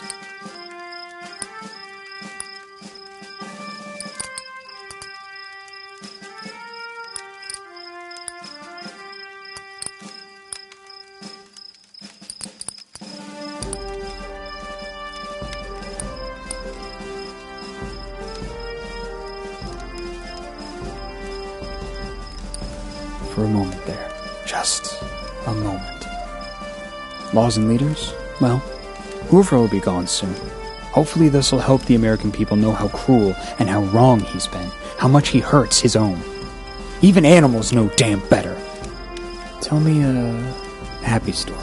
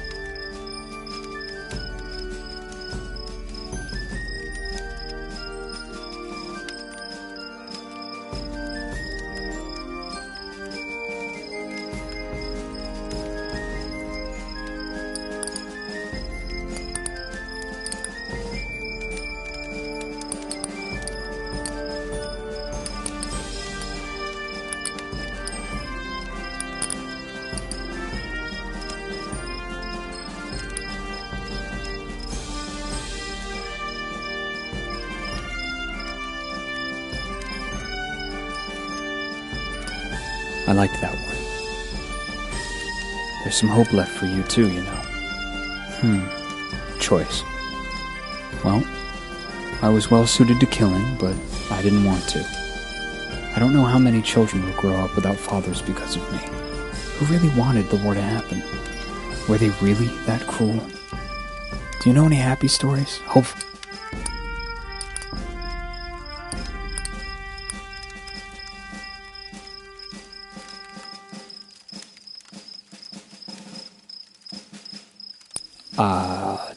Sorry, I don't get it. Trust? I never really considered trust an issue till I got back and my leg was rotting. I didn't trust the doctors, I didn't trust my sister Jessie, but once the leg had to go, she actually helped me take care of it. I could actually trust her. Did my mistrust? Know any good jokes? Not...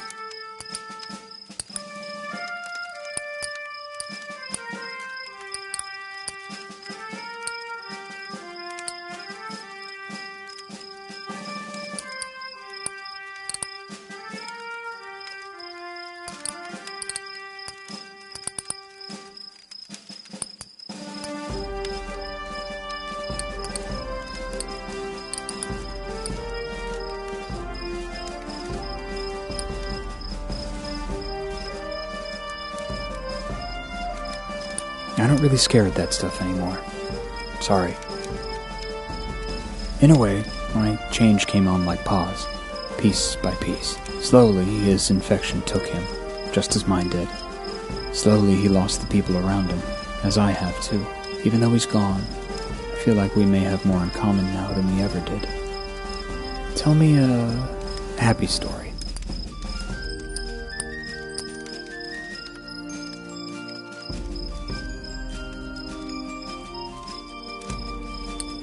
I liked that one.